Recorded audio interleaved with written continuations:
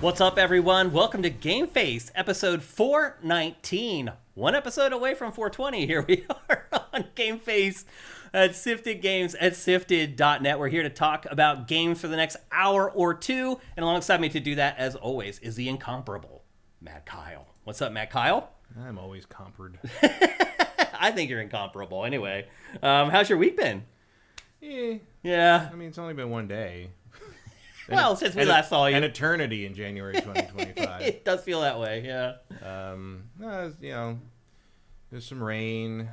We got rain. We got some rain. That's right. We didn't just get rain. It poured. Yeah, it rained pretty hard. There was some landslides in the canyon, which is like, I'll take the landslides to make the fire go away.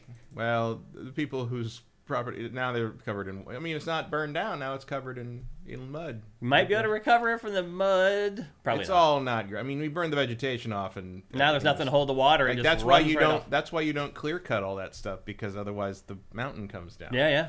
You need the plants to hold the soil together. Yeah. People like to live places that aren't supposed to be lived in. Yeah. And part of the allure, I guess. Most cities are like that. Yeah, it's true. And LA is a scrub desert, chaparral, and a lot of those plants germinate in extreme heat. Like literally, like there are certain plants up there that only release their seeds properly when they burn. Mm-hmm. No, you're right. That's which is amazing. Bizarre. It's amazing. Nature finds a way. It's not really amazing if you live up there, but it's just contained in and of itself. Like, wow. Yeah, that's impressive. The good news is that pretty much all the fires are out now. Yeah, they're all contained for the most part, and now the cleanup is going to take, I think, they were saying 12 days for most places, and then certain people inflated that to be 18 months for some reason, and we'll see what happens. Yeah. It's not the first time California's recovered from wildfires. Definitely not. Sadly, it won't be the last either. Just the first time in this kind of area with this level of damage. Yeah. And then on Sunday night, one of my Transformers display cases exploded.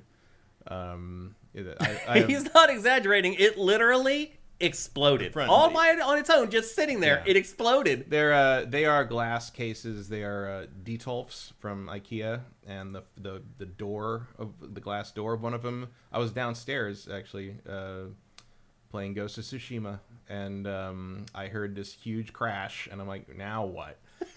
Which should give you an idea of how the month has been in general. It's just like, oh, come on. So I go up and I poke my head in, and the whole door has just collapsed in and out. It's tempered glass. If there's any flaw in it, it's gonna eventually on its own. Yeah. And the craziest thing was all the glass is laying on the floor, and it's still breaking. Like it's popping like popcorn. Oh my God. A video of it. It's like all the tension in the tempered glass is letting go, and so it's just still breaking apart and popping around and moving. Hashtag physics. And I That's insane. Send to people, and they're like, ghosts. I'm just like, oh, shut up. Science is what it is. That is science and physics. That's crazy. So unfortunately, they don't make those anymore, but I'm still going to go to IKEA and see if they have any. They made hundreds of thousands of them, so they might have a door laying around. Yeah, maybe even that warehouse in back of the store, they might have one. Yeah. And so maybe and if another one explodes, I'm going to think about replacing them. Yeah. Because I'd rather, they make acrylic ones. That's insane. Then I could just have one that's not. But I spent a lot of time on. I built all 8 of them, and I wired them up with the lighting, the network lighting and stuff. But if they're going to spontaneously blow up, that's. Thank God you weren't around. Yeah, I mean it was pretty localized, I think, but it's a common thing. If you Google exploding Detolf, you'll find a bunch. It happens a lot. Usually it happens because people put too much weight on them, and the back panel explodes. Just putting the pressure on the glass. Yeah. But there's no pressure on the door. This is just like I must have. The screws were too tight on the hinge, and it got expanded and contracted in the cold, and from me turning the heat on one too many times. That's what happened, probably. Because it's been cold here, and the heat probably kicked on, and it was just 1 degree. Well, the heat wasn't on. It wasn't? Nothing was on. Interesting. I don't know. Anyway, you're very lucky you weren't nearby. And no glass flew in your eye or anything like that, or cut you or anything like that. But luckily, I always have a little bit of eye protection on. Now I do as well in my older age. I have protection as well. Swan Senpai says I have 5 of them. Mm-hmm. Oh boy, get ready, brother. Well, the thing is, usually basically it's like if there's a flaw in the tempered glass, it's gonna happen eventually. Yeah. And usually when you see people say my D12 exploded, it's 3 to 4 years after they got it. Yeah. These are 8 years old. So you're already so way they should past. all be they should be fine. Other than the one. Other than apparently the one, and Yeah. who knows what that was. And I will admit, I don't fully remember which one is which, but one of them I did fight real hard to get the damn door on. That's probably that might the have one. been that one. A little bit of a bind. So That's all it takes. Maybe I did something Little user to error it back in the day, and took finally 8 years. later. That's crazy. Sometimes the find out happens long after the fuck around. It does. And, absolutely. Not just with glass cases either. Anyway, hope you guys are doing good. Hope you guys have had a good week. We're here for GameFace 419. This whole month has been a slow transition towards the new-ish GameFace. You'll see there's a couple new graphics in the show today. You may have already noticed that we have new camera angles. This is different than it was before. You may not notice it, but it is. And so we're making some slight tweaks that are going throughout the month of January. Next week's episode will be the big one where things really change a ton. However, this week's episode is the first time where we're doing kind of the new model. So we're going to do our podcast here with GameFace, and then afterwards, Matt and I are going to break down and we're going to review Dynasty Warriors Origins, and we're going to preview Assassin's Creed Shadows. I got to play Assassin's Creed Shadows for like 6 hours, and I'm going to talk all about it. I think your single shot, you can see Simon Belmont now. Oh, really? Let me flip over to it. Well, you can see his thighs. Yeah, you can see his thigh there.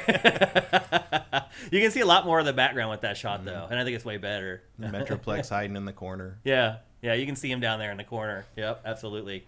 So anyway, and you're going to see. I know some of you guys are skeptical. Some of you guys are upset that we're moving the reviews out of the show. Once you see our first review in our new system, you're going to forget all about it. It is going to be so much better than what we've been doing live on GameFace, I promise you. Also, I have all 6 hours of footage from Assassin's Creed Shadows that I played.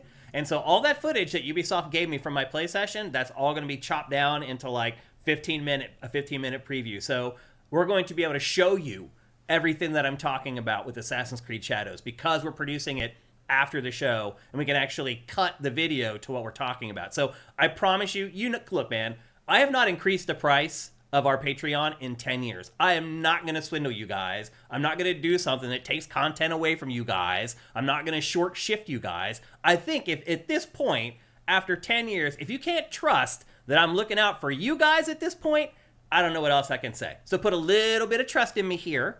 I saw a couple comments that were a little upsetting on SIFTD this week. A couple people threatening me with, I'm pulling my Patreon and I'm pulling my Twitch Prime subscription if I don't like it. Fair enough. You can take your money wherever you want. But come on, man. Show a little bit of trust in me. It's been 10 years. And every decision I've made has been to your betterment as our patrons. And so I hope that you can trust me that I will continue to do that as time goes on. That's all this is about, making our content better for you guys. So hopefully we can attract some new customers. Obviously, you guys can see our Patreon. I'd like to see one of y'all live on that amount of money wherever you live. And I'm living in LA, so I can't do this anymore. I'm at the point now where I'm spending more money a month than I'm making. And so something's got to change. So hopefully you guys trust me on this. I think after, like in the next couple days, when you see our review of Dynasty Warriors Origins and you see our preview of Assassin's Creed Shadows, you'll be like, I get it now. So I think that's what's going to happen.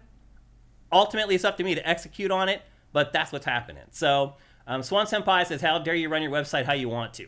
But that's not it. Like, I look at SIFTD as like a collective, a group thing. Like, there are people that have been on there from the beginning for like 10 years now who have been integral to helping us change the site, improve our content, change our content. I don't look at it like it's me running things. I look at it as like it's us trying to work together to make something successful. And so I would never abandon you guys. You know that. So anyway, I was a little off-put by some of the comments that people made last week. I'll just be honest with you. I feel like I've really stuck my neck out for our patrons at every turn. And so to feel like somebody was questioning me on that, that didn't sit too well with me. But anyway, I think you guys will see over the next couple of days here, once all this stuff comes to fruition, and I'm not just talking about it anymore, you're actually seeing it in practice, I think you guys will be happy. At least I hope so. But again, feel free to give your feedback. Just think about it a little bit. Try to be nice. Don't be angry or mean about it. Let's work together. Don't be Eagles fans. Yes. I got to be careful. I have a lot of Eagles fans friends. I'd rather see them win than a lot of other teams. I'm definitely rooting for them over the Chiefs. I think everybody is. Nobody wants to see the Chiefs win 3 times in a row. Nobody. I don't know. After some of the videos I saw of the Eagles fans, people leaving that stadium, I think I might be for the Chiefs. I mean, I'll say this. Eagles fans are burly, for sure. They stole a man's hat. Oh, that's nothing, Just man. because he was leaving the thing. That's nothing, Matt. And they won. That's nothing. But they won. Why are you so I get mad? it, but man, that's really light. I know. Kidding, Philly fans, man. But and also they throw batteries at people, like. Oh, I know. And I mean, yeah. On the field, from the stands, they'll throw batteries at players. Yeah.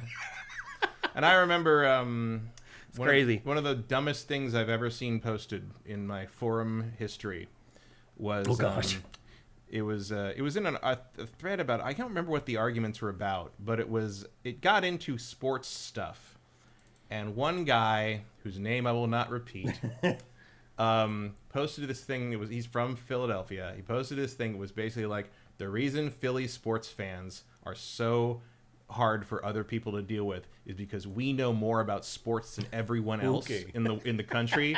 So we're more upset when our teams mess up because we know what they did wrong the best. So that's why you think we're so horrible, is because we're actually the experts. And everyone's like, and everyone's like that's a good one, dude. And he was 100% serious. I lived in Philadelphia for 7 years. I know Philadelphia fans. Here's what I know about Philadelphia fans. Not just Eagles fans. This goes for the Sixers, the Eagles, and the Flyers. They will bail on their team at the slightest hint of any pushback.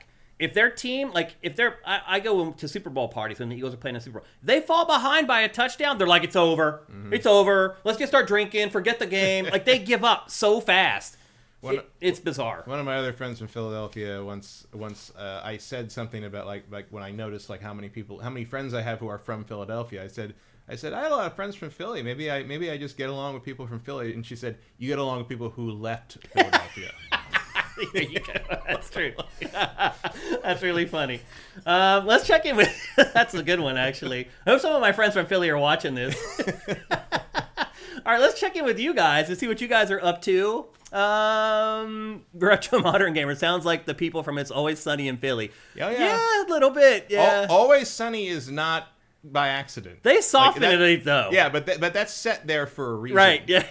There's a plausibility factor that creates by setting it in Philadelphia. Mitchell Ness points out that the Washington Commanders, like, changed things by just never punting. Like, they literally just like, we're not going to punt. We're going to go for it on 4th down every freaking time. And it worked out for them until they played the Eagles. Yeah. Don Leinhart, what can we expect for the cadence of release for video content now? So you'll get GameFace tomorrow morning, like you always do. And in fact, actually, you bring up a good point. This show is shorter now. We may be able to get GameFace up because it's like there's been a fine line where it would finish uploading at like midnight or 1 a.m. my time, and I could stay up until 3 a.m. and publish it immediately, but instead I would get some sleep and get up in the morning and publish it right away. Now that GameFace is shorter, there is a chance that the show could be up for you guys, our patrons, like a few hours after the show is over, instead of waiting until the next day. So at the very least, GameFace will be at its normal time, but there is a chance it could be much earlier than normal, like 10 hours earlier, which is not nothing. And then that next day, we'll edit together the first review. So probably by the end of day tomorrow, you'll have our Dynasty Warriors Origins review. And then the next day, you'll have our preview of Assassin's Creed Shadows. And that's probably how it's going to work out. So anyway, just more content flowing through the channels, more for you to watch, better content for you to watch. Retro Modern Gamer says the Lions also went for it on 4th all the time. They did, yeah. This whole year has kind of been like that in the NFL, where teams are just like, you know what? We're not going to do things like people have been doing it for the last 50 years. It's pretty crazy, actually. Rock and Roll 458, thank you for Twitch Prime. That's awesome. Mitchell Ness says, I'm a Chiefs fan. Boo! I live in Kansas. It's the closest thing to a team we got. I totally get it, man. I hear you. I'm not begrudging you because you're a Chiefs fan. And to be fair, if you have been a Chiefs fan for your entire life, you suffered through a lot of really lean years. Like, you're basically the Patriots too now, which is great for you. I remember Blair Butler rooting for the Chiefs, and it was just sort of a hopeless. They're going to lose, yep. Not anymore. Now she's celebrating just like Mitchell Ness. So congratulations, All man. they needed was Taylor. Yeah. Mitchell Ness says, I've been through the beta, the robberies, I'm ride or die. Yep. A lot of you guys have been, man, through all the stuff that has happened. So this is the same as last year, right? What? Same teams? No, year before last. Year before last? Yeah. Retro Modern Gamers, fine with me. I tune out after the headlines during GameFace. We were getting a lot of that feedback, but not everybody is that way. Like, some people are upset that we're removing the reviews out of GameFace. And I understand it. Like, I'm not saying they're wrong. I'm just saying, like, be nice about it. What else we got here? Swan Senpai, we went to that one already. Mitchell Ness. Who else we got in here? One Super Master Gamer, thank you for Twitch Prime. That's awesome. As always, guys, go at SIFTD Games if you want to say something to us. Otherwise, we'll never see it. Eric Cartmenez, go Chiefs. What's up, Eric? I haven't seen you for a while. Feels like you haven't. That's Chiefs. Yeah. Or that commercial, the Chefs, where he paints the end zone and it says Chefs instead of Chiefs. Mr. Jack535, thank you. Cinetyke, thank you for Twitch Prime. What else we got in here? Squishy Muffin, thank you. JamRain99, thank you. Baton Royale, thank you. Notorious RKB, thank you. And I think that's it. We're late into the month now, so a lot of you guys have already hooked us up with your Twitch Prime, and of course we appreciate it very, very much. Ham Chop X, thank you for Twitch Prime as well. Vincent says, I'm worried it'll take more time. Of course it's going to take more time. Yes, it's going to. What are you worried? Yeah, it's going to take more time. It's worth it, though. Our content's better. People are going to share it more. It's not a 3-hour show that people are like, no, I'm not even going to give that show a chance. Like, it's going to change things for the better. You can't do the same thing forever, people, and expect anything to change. It's the definition of insanity. Hello? I've been doing this for 10 freaking years, and I still can't make a living. We got to change stuff. Sorry. That's the way it is. That's life. I got to pay bills. This isn't just some fantasy land where everything's free. Like, I don't know what to say anymore. Like, come on, you can see our Patreon. Could you live on that wherever you live? Probably not. Come on, guys. Jeez. The hell. Anyway, one final update, actually, before we get on with the show. Two, actually. Marcus's GoFundMe, they've almost hit their goal. They're not quite there yet. If you're watching this on YouTube, go down in the description. I've already put it in the description for all our shows for the last 2 weeks, basically. It's going to be in this one as well. Give $1, give $2, whatever. Help Marcus and his wife. They lost everything. But they are close to hitting the goal at this point, which is great. And then one final thing, they got tea kettle again. They did, which is very important for coffee British drinkers. Man. They're starting to have some of the comforts of life again. Finally, after 2 weeks of like basically sitting in parking lots for free Wi-Fi, like it's been insane what they've been going through. So if you can help them, please do. And then finally, the SIFTD Fantasy Challenge, that is live right now. That is still pinned to the top of everyone's SIFTs at SIFTD.net. Go enter. The deadline to enter is going to be this Sunday at midnight, and we'll obviously post that everywhere. So you have another 5 or 6 days to get your entries in for the SIFTD Fantasy Challenge. Make sure you do that. Go to SIFTD.net. You can't miss it. It's right there. The only requirement is that you're a registered user of SIFTD, so make sure you register first before you go and make your picks. But anyway, Sunday, midnight Pacific, those are being shut down. So we won't even make it to next week's episode of GameFace. We kind of need to do it because you may have noticed there are some games that aren't in there you were hoping maybe were, like Civilization 7. Like, we had to err on the side of caution to make sure that we didn't include games that would come out before we cut off the entries. So anyway, that's why some of the games that are coming out in February you may have counted on being able to choose are not there. Civilization's in there. I didn't see it. I picked it. Really? Yeah. I did not see it. It's under Sid Meier. That explains it.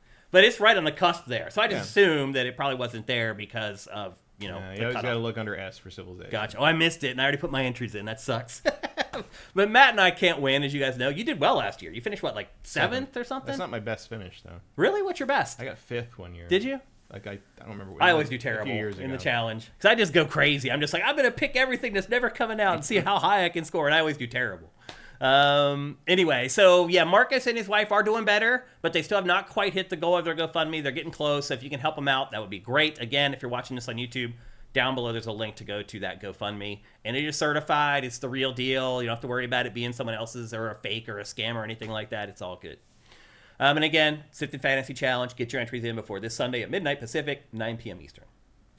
Okay, and with that, it's time to get on with the show proper. We're going to kick things off with, surprise, surprise, the Xbox Developer Direct that happened over the last week. They were supposed to show off 4 games. They actually showed off 5. And before we even really get going into that, we got to do one thing. We got to give Matt his props here, because Matt completely predicted that Ninja Gaiden 4 was going to be there. He totally predicted it on GameFace. We do this all the time, actually. We predict stuff we don't ever get credit for it. I don't even know if that's our job. No, we're not leakers. Sometimes I do wonder if, like, is that what we're supposed to be doing, is, like, predicting stuff that comes true?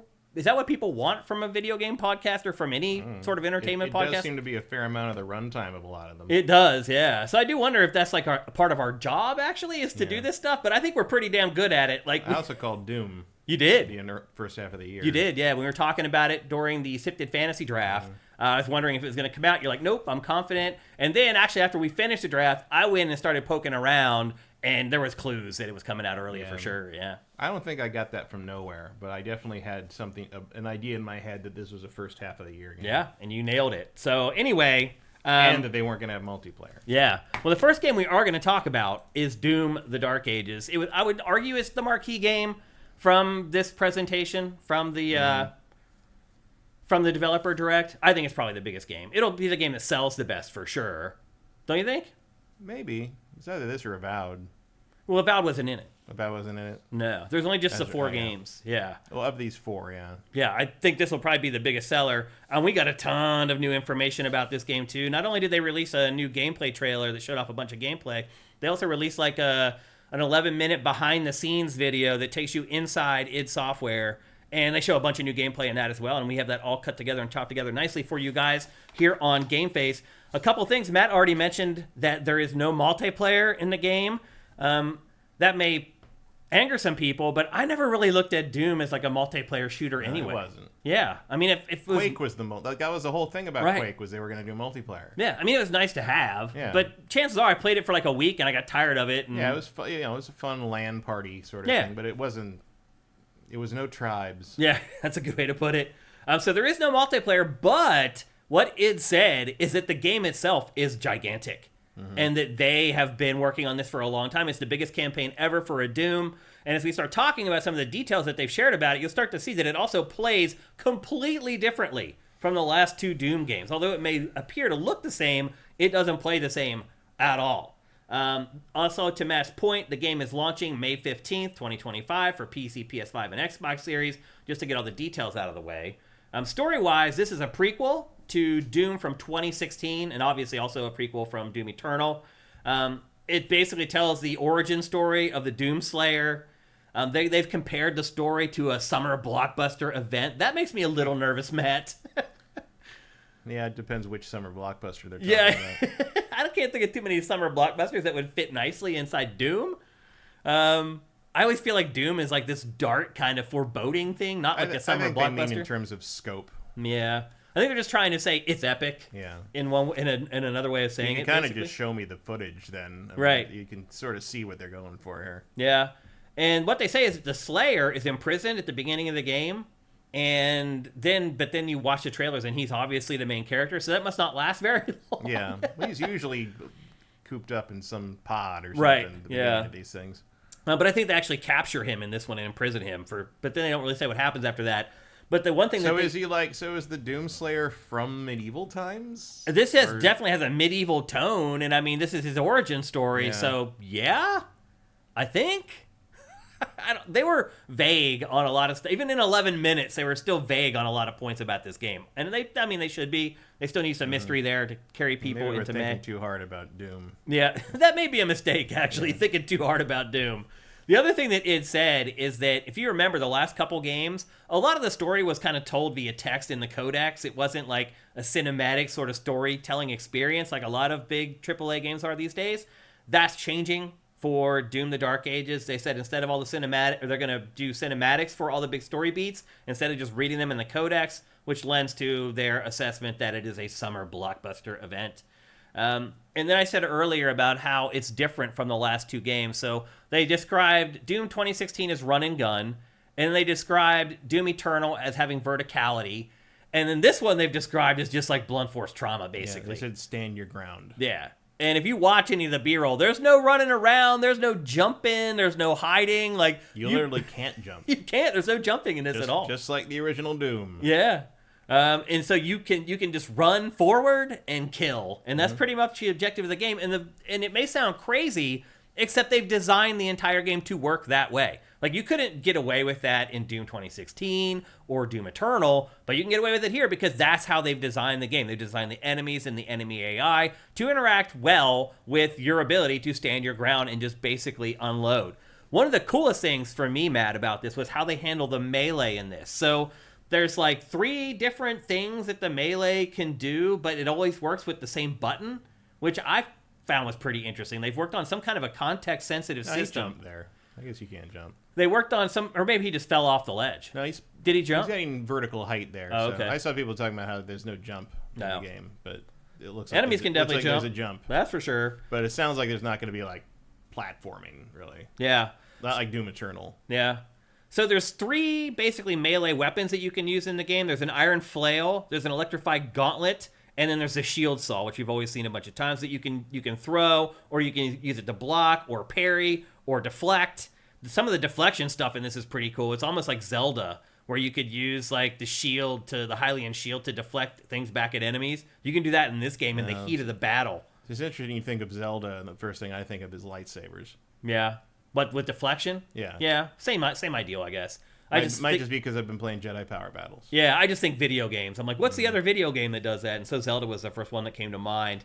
Although I imagine it's from software games that are leading to this. Yeah. This revolution in probably parrying that we see through so many of these things. Now, to be fair, Matt, id Software did say specifically there's no more platforming. I mean, it said that. Id said that. That's not you. That's the developer saying that there's no platforming in this. And that's something that they've removed. You're also seeing right now there are 2 vehicles that you can use in the game. Obviously, what are they? They're called. One is called the cybernetic dragon. And then you can also pilot, if you're seeing right here, a 30-story mech. And those are a little bit novelty. They did say that like they have separate like leveling up stuff for each one of those for both the dragon and the mech. So they're not just like a one-off thing. You may do it actually like several times throughout the course of the game. But we wondered if it was like an open world game and you could get on the dragon and fly around the open world. That apparently is not the case. It is still kind of a linear with open-ish bigger areas, but not really open world. And there's a brand new glory kill system, except this time, instead of it just like going on autopilot, you're in control at all times. You can even kind of break out of the glory kill system and use like one of your flails or your mace if you want to mix things up. And they said the whole theme of this game is butcher, impale, and shred. So we talked about how 2016 was run and gun, Eternal was their verticality. This one is butcher, impale, and shred. And then also the shield, I noticed in one of the pieces of footage in here has like a teleport ability. Like you can throw the shield out ahead of you, and then you'll like teleport to the shield. It looks like there's some kind of like green energy tether that pulls you up to it. Yeah. So if you really dive into this footage, and we're not going to do that here live on the show, but if you go back and start looking through these trailers and all the footage that they released for that 11-minute developer doc, there's all kinds of cool little stuff that you'll see where you're like, what? Like, what is that? They didn't talk about that. There's the cool deflectability right there where you can deflect it at enemies, which I think is really awesome. And everything seems to be rather color-coded. It does, yeah. If it's green, you can deflect it. Yep. If it's purple, finish them off. Yep, pretty much. And that's kind of the way it was with the old system in Doom Eternal, where you're either getting bullets or health back from enemies. That was also kind of color-coded. But I think I'm going to like this system more, honestly.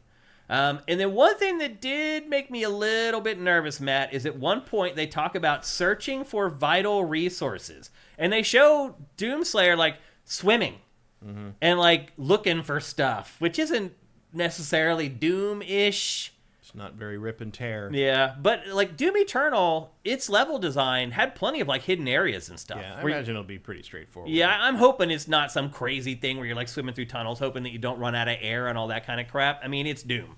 And I'm hoping that they kind of keep that stuff very simple. But that's pretty much all the details that they gave away from this developer direct, and again from the developer doc that they put out. How you feeling about this? Looks good. It really does. Yeah. I mean, this is maybe like what puts you over the top with your fantasy team, like because you drafted this like 5th or something. I think so. Yeah. Somewhere around there, and this is looking to me like it's definitely going to get a 9 or something. So.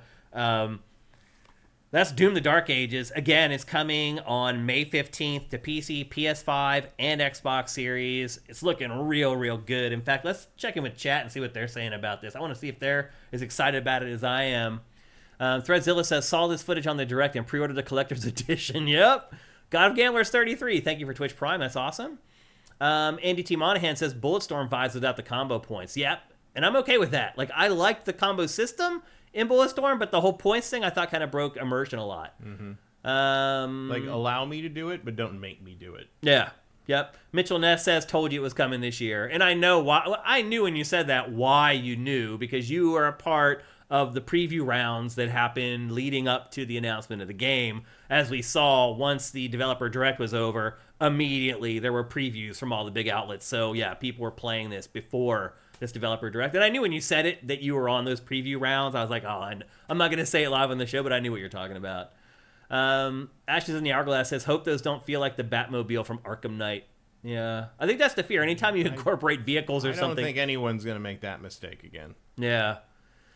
Big Smoke 82 says, this sounds great. The platforming in Doom Eternal was getting out of hand, and the hook shot and double jump. I mean, it was crazy. If you watched people play Doom Eternal, it was like they were playing a different game from me. They could literally just fly like wherever they wanted to. I was like, I can double jump and then maybe dash after the double. These people were like zap, zap, zap, zap, zap, like all over the game world. I'm like, how are they even doing this stuff? People clicked with Eternal and practiced it really hard. It was amazing watching them play. So I hear you. It's a different tone and a different style of play. Yeah, it's just, it's cool. It's just not really what I want out of Doom. Me either. Yeah, I agree with you. Ashes in the Hourglass, it could be automatic jump. Actually, that's true. Yeah, it could be if you go to a ledge, he just automatically hops off of it. The real Zelda comparison was the jumping all along. Yeah. Mike's Q, thank you for Twitch for the automatic jumping. That's good. You're right. That was the first game to do automatic jumping. Okay, I think that's it. So maybe you guys aren't as excited about this as we are. Lesteved, thank you for gifting the tier 1 subs. Mr. LS Cream is in the house. Hope you're doing good in 2025. Erebus Jones says, it looks brill, a fire-breathing dragon with a chain gun. How cool is that? Yep. We used to have a buddy who came up with the idea of a rocket launcher that launches chainsaws. Johnny Extreme. Yeah, if you guys are old G4 heads, anybody watching this, do you remember Johnny Extreme, that character that we used to have in all our skits on X-Play? He pitched an idea one time for a rocket launcher that shot chainsaws. He put it in the game that he made eventually. Right, with a fake game that he made eventually. Yeah, but we did the footage of it. Yeah, so. It's great. What else? We got to a modern game, but they said Oblivion and Unreal Engine 5 was supposed to be there, and it was not. Actually, that's a good point. Like, we thought it was going to be there, and it's not. Now I'm starting to wonder if that was actually a fake rumor. It seems like a weird thing to put out the same year as 2 Obsidian games. Yeah. I feel like, at least personally, I've been lulled into a false sense of security with leaks because they've all been so right that I almost am at this point where I just accept they're all right now, even though that's wrong. Although it did cause people to start posting those old Oblivion blooper things again, which is great. One of my favorite game clips of all time is the thing where it's all snowy and the one guy, he talks to the one guy and he goes, "Snow, we have to have more snow." And then he looks over to the left and there's just there's a wood elf just buried up to his face in the snow, and he clicks on him and he just goes, "Indeed." And it kills me every single time. The problem with an Oblivion remake is that it's not going to be as charmingly janky. Yeah, that's part of the game's charm. It really is. Absolutely. Indeed. Yeah. Or the one where the two guys are talking. The NPCs get into a conversation, and one of them's standing in lava. Yeah. And so there's like, "How are you doing?" "I've been better." Sorry to hear that." Well, and then the guy finally gets killed by the lava, and he rockets up off the screen. He goes, "Goodbye, goodbye," and it's so good. It really is. Yep. Let's see. Justin Horman says that he just recently tried Doom Eternal last year, and he's in the Doom Eternal camp now. He thinks it's so good. It is really good. It just isn't really Doom, I guess is the way I would put it. For me, it's just like, I don't want to practice a Doom game that long to get good at it. Like, it's just, Yeah. It's not for me. Mitchell Ness says, I think we may have a separate Bethesda mini event for that game. I guess that would make sense. And then Vincent says the good sources for Oblivion were saying it wouldn't be at the Direct. So some people knew all along it wasn't going to be there. I don't think I was expecting it to be there, but... Cinetyke says there's a lot of BS fake leakers out there. I really don't think there are, Cinetyke. Again, there are, but they don't really get picked. People they don't get picked up. I tend to ID them pretty fast. People know who the reliable ones are, basically. So anyway, we'll see. It could have been pulled. It could have been accurate at one point, and then they ended up deciding to remove the game because they kind of had enough. It was awesome without that game. It really was. Let's move on. We're so much of it seemed to be first half of the year. Yeah. Yep. Next up, not Ninja Gaiden, but Ninja Gaiden 4. Ninja Gaiden 4 is this fall. Yeah, it is this year, but it's not first half of the year. Like the other stuff, the other stuff was what was it, Doom and Claire 33. Like they're all April, early. May. Yep. South of Midnight South of also Midnight is coming out early. April. Yep. Yeah, so this is the odd man out, really. Yeah, this one is coming in fall. It's Ninja Gaiden 4. Again, Matt predicted it on last week's episode of GameFace. He was 1,000% right. I should have guessed it, but it's like I feel like I've guessed it before and got burned so many times that I was like, I'm not doing it again. And this time you were right. We are getting Ninja Gaiden 4. And the twist, well, there's a couple twists. The first twist, really, is that there's a second playable character, and that's not new. That's been a thing in the Sigma games or whatever. What is new that it seems like he escaped from a Kojima game.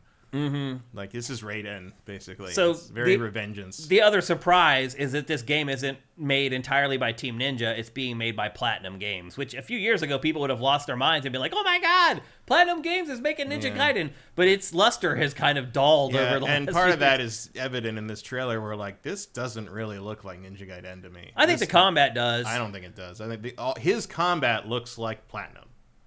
Ryu's combat looks like Ninja Gaiden. Right. But, like, this guy, Raven, looks like this screams Platinum to me. Like, you could just show this to me. It's like, oh, Platinum's either making a Ninja Gaiden game or a game very heavily inspired by Ninja Gaiden. Because there's so much parrying and so much, like, it's just very Platinum. It's how they do, it's the Platinum combat system, basically. Well, the other ninja's name is not a it's compliment. not Raven. He's from the Raven clan. Yeah, he calls him Raven. The new ninja is called Yakumo. And you're right. He looks like he was pulled straight out of Metal Gear Rising Revengeance, which makes sense because it's the same people making this game. He makes me nervous. I mean, he even kind of sounds like Raiden. He does. He makes me nervous for sure, Matt. Like, that is the one thing. And also the rail grinding makes me nervous. I imagine that's something only he does. I don't think Ryu does that. I think Ryu does it. I think they show him in the trailer. No, they show that's the other guy. Oh, really? Yeah. Oh, I thought it was Ryu. No, that's him. You see his hair. Regardless, I want nothing to do with that. That doesn't belong in a Ninja Gaiden game. Like, also another character necessarily. I mean, a lot of people complain about it with the Sigma games, how they add playable characters. We also don't know how long we're gonna have to play as him. I mean, we have a pretty good idea. Could be just the beginning. You don't know. Well, the story, it picks up several years after the third game, and I hope that's the only thing that relates it to the third game, by the way, because it was not good. That's him. Who? That's the new guy. That's doing the rail grinding? Railing, yeah. Okay. It's set in a futuristic Tokyo that's being destroyed by the curse of the Dark Dragon. The Dark Dragon has returned. If you did play Ninja Gaiden 3, you should remember the Dark Dragon from that game. He is also a big figure in Ninja Gaiden 2, if I remember correctly. I haven't got that far yet in it again to remember. It's more the Archfiend is more the big thing in that one. But obviously the Dark Dragon is sort of the god of Ryu's ninja clan. Mm-hmm. His sword is the Dark Dragon blade. Right. Like he's been like kind of woven through the mythology from the first Team Ninja game. Yep. So again, people are worried that Ryu won't have as big of a role, but Team Ninja says that you shouldn't worry about that, he will be thoroughly represented and has the presence you would expect from a Ninja Gaiden game. And as we said, the young ninja Yakumo is added, and they said that they wanted to add him because they know a lot of people are going to play this as their first ever Ninja Gaiden, and they want those people to be able to grow up with a ninja like we did with Ryu. A lot of times you hear that type of stuff from Japanese developers. You're just like, okay. That's a very strange thing to say. It really is. But he also provides a new play styles. Yakumo does. He has a Nue style that has instant kill nujitsu moves, which have never been a part of this series. There have never been instant kill moves in Ninja Gaiden. But you know where there have been? Platinum games. You're right. Yeah, they have been. And then he has a thing called Bloodbath Finisher, so he also has finishing moves in addition to his Nue style instant kills. I assume that's those like silhouette things that you see. Yep. And then his more traditional combat is just called Raven style. Raven is the clan that he's from, and he's from a rival clan from Ryu. They have huge parties. And that's part of this plot of this game, is that Ryu and him are in rival clans, but they have to work together to fight a common enemy. Yeah, apparently, I guess ninja clans are just all different birds that hate each other. To me, the most important thing that I saw in this trailer, though, is that the call and response combat is back. Like, my fear with Team Ninja, since it's been working on nothing but Souls-likes for the last, decade, it feels like, is that they would turn this into a Souls-like, and it's not. It is definitely the attack, block, call and response. formula that you're used to with 3D Ninja Gaiden games. Now, obviously, There's a lot more parrying with him, though. there is. You're right. Which is not Ninja Gaiden. No, really. you're right. You're right. He'll block, but he's not a parry guy. No, obviously Ryu has those 2 parry moves, which are more just like get off me's than like, you don't really want to have to use those. Yeah, you want to keep the combat flowing and going. Absolutely. And they said they even made a point to say it's not a Souls-like. It's focused on intensity, especially the back and forth between offense and defense and that dynamic ebb and flow. And we also talked about how there are those grind rail sections, which I'm a little nervous about. But the other thing that's really changed, and this is also from Platinum's playbook, is that there are going to be wild set-piece moments similar to Bayonetta in the game. Which is not something that has been in Ninja Gaiden either. Not usually. Like part 3, like there big was, things happen and crazy shit occurs, but usually it ends up coming down to you and a guy. it's real time. Yeah, usually. And there's going to be like a lot more cinematics in this There's game. an element here, and his design too, a little bit kind of I don't want to get too From Software-y here, but some of it does remind me of Ninja Blade. A little bit. Do you remember that game? Yeah, I do remember that game. And then they also quelled fans' fears by saying that obliteration and ultimate techniques will return for Ryu. So it sounds like Ryu is going to be the tried and true, although with more parries. I don't know. I think Ryu will probably play almost exactly like he did. You think? I think they're going to play very differently. I think he's going to play like a Platinum game, and I think Ryu is going to play like Ryu. Mm-hmm. It can't be a coincidence that they introduced Ryu in this trailer by showing the Azuna drop. Yep. It's just like, here he is. And the Flying Swallow. Here's what they you showed do. that a couple times in this as well. Those are his 2 kind of signature moves. My guess would be that you will, at some point after you find him as this guy, you will like alternate between characters periodically in a different level. I imagine you will not be able to play one level with both characters. Yeah, I doubt you'll be able to choose. Yeah, it seems like they're specialized enough that they wouldn't be able to get through each other's levels. Yeah. I mean, they do that with Assassin's Creed Shadows, which I'm going to talk about a little bit later on. And they do make it work there, but they set out to do that from the very beginning and had to make concessions to make it happen. And this, I don't know. I mean, I hope it's not even 50-50. I hope it's like 75-25 Ryu. We'll see how it goes. Same, but we'll see what happens. Yeah. But I'm excited for this. I'm like really excited for it. I know you're less so. You're a little bit more apprehensive because Platinum's working on it. Yeah, the people who made Ninja Gaiden what it is are long moved on to other things. Yeah, I don't even know if Itagaki is even making games at this point. Not really. I mean, also, like, the people who made Ninja Gaiden 2 did also make Devil's Third. That's true. Let's not forget. Yeah. Like, some things just happen at a certain time in the world, and they never happen again. Now, and going back to play 2 again with the remake they just put out is a good reminder of like how great that was. And like, if this one's not good or not as good, like, it's fine. We still have 1 and 2. Now Yosuke Hayashi-san is still there, and he was his underling. He was Itagaki's acolyte, basically. He was his master in training, and I can just tell you, he knows Ninja Gaiden. Watch that dude play Ninja Gaiden. It is like another planet. It's like watching really good people play like Doom Eternal. Like it's insane. He knows Ninja Gaiden. He knows what makes Ninja Gaiden good. I don't know if this point, if he's like sea level and not worried about the daily grind of developing games, that could be a problem. But if he's working on the game, I have confidence that at least Ryu's combat should be good. So we'll see. But I'm just excited that there's another Ninja Gaiden coming. I didn't know if it would ever happen. Because, again, Team Ninja is just so concerned about working on these Souls-likes that it just didn't seem like it was interested. If it took Platinum to make this happen, I'm okay with it. Because otherwise, also, maybe these we are don't just get not the games that sell right now. Yeah. Character action's a hard game to sell now. It is. Unless you have a big IP. And Ninja Gaiden 3 really, really damaged the brand. It did. With me even. Yep, absolutely. So we'll see. But so far, I think Ninja Gaiden 4 looks okay. Let's see if you guys have anything to say about it. Retro Modern Gamer, do you think you get to decide who you want to play as, or they pick who you want to play as? I think they will choose. Yeah, I think different levels require you to play as. Yeah, I don't think you're going to be able to choose like you can in Assassin's Creed Shadows, unfortunately. Or is it just DMC4 where the game is split in half between pro tags? That's what I think is going to happen. Yeah, I hope it's not half, but. I'd prefer more Ryu. I have a feeling we're not going to get that though. Yeah, I feel it's going to be pretty evenly split. Yep. I can foresee a situation where like I hit a level with Raven Boy, and I'm just like, I don't want to do this. This is where I stop. Yeah. Yep. I do that sometimes when I play games with people with characters that I don't like. You get to a certain point, you're like, I don't want to play as this guy again. So I hear you. And then a shadow drop or an Azuma drop of Ninja Gaiden 2 Black. I've heard I've read a lot of back and forth about this. Some people think that it was based on Ninja Gaiden 2 Sigma. Some people think it was based on the original base code. It's based on Sigma, but they've tweaked it. They've remade it completely in Unreal Engine 5, and they've tweaked it to feel and work more like the original release of 2. So it's kind of it doesn't have as many enemies as the original 2, but has more than the Sigma one.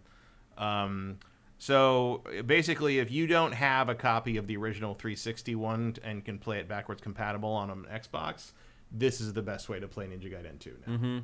Here's something really weird, too. So it's definitely better than Sigma. Yeah, for sure. Yeah.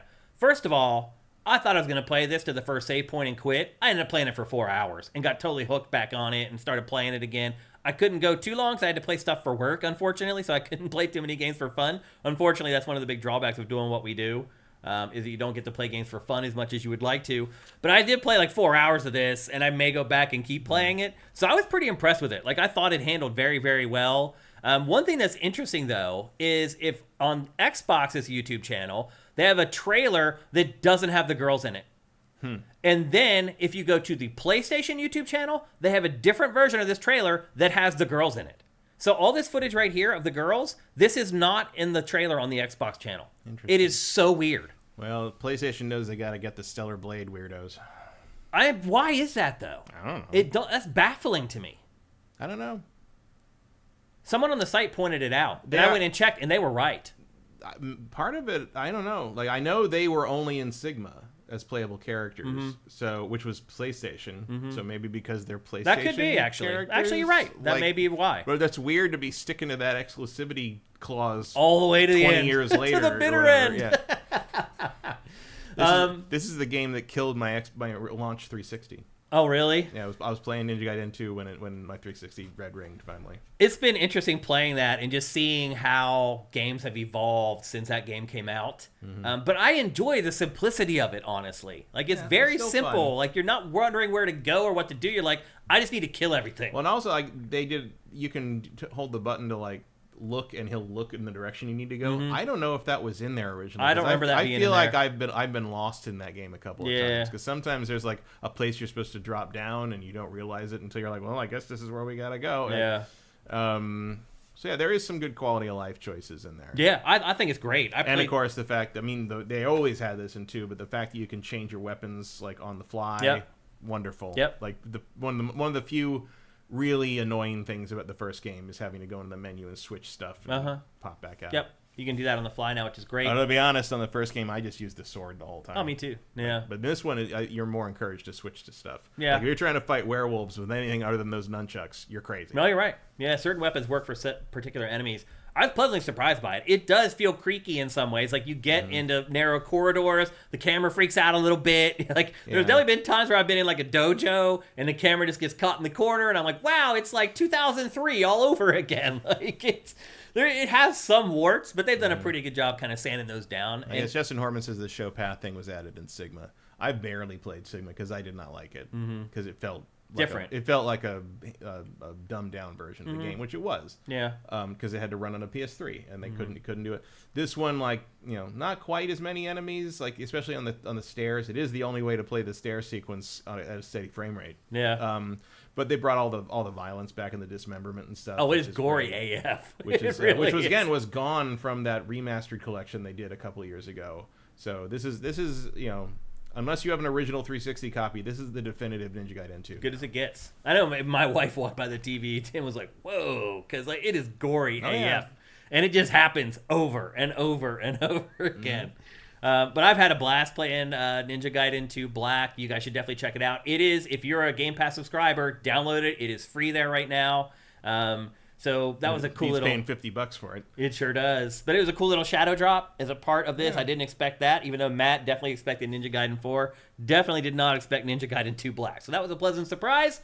And then the third game that they showed is South of Midnight. And after checking out the trailers and all the information that was released for this, during the developer direct, I am very, very happy that I drafted this game very late in our draft.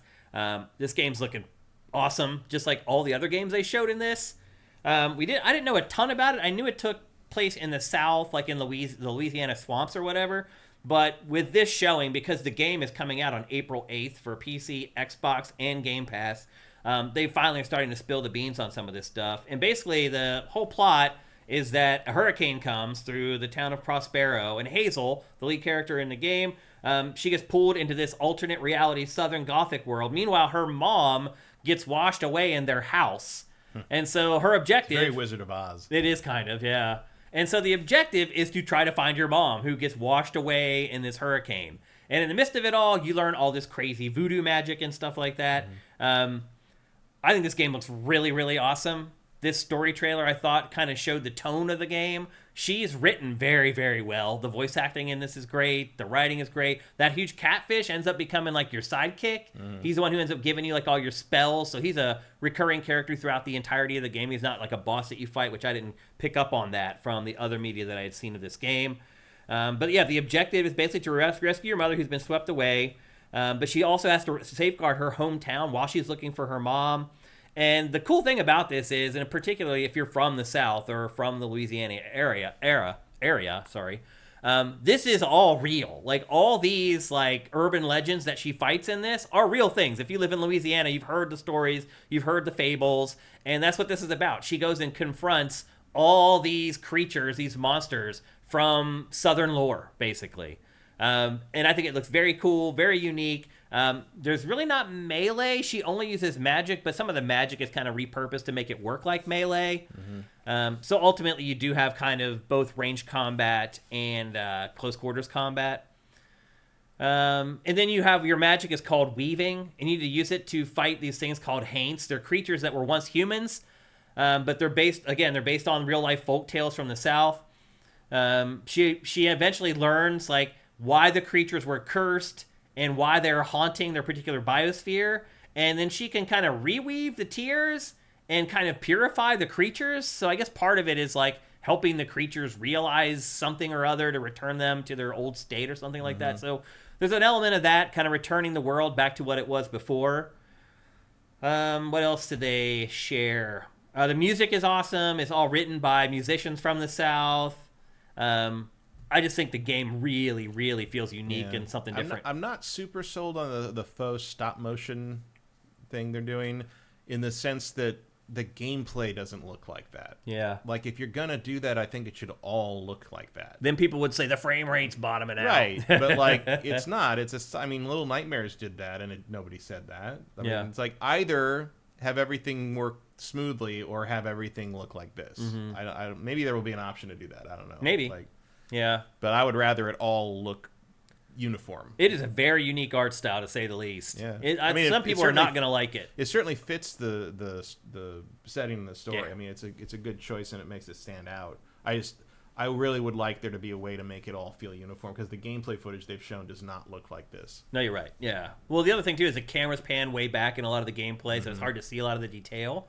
And you can make it. I mean, we've seen in like Spider-Man, you can make the character look like, the Miles Morales from Into the Spider-Verse, the versions of Spider-Man, has that variable frame rate to him. Yep. And you can make smooth gameplay, but have the characters move like that and still have that kind of continuity to it. Yeah, for sure.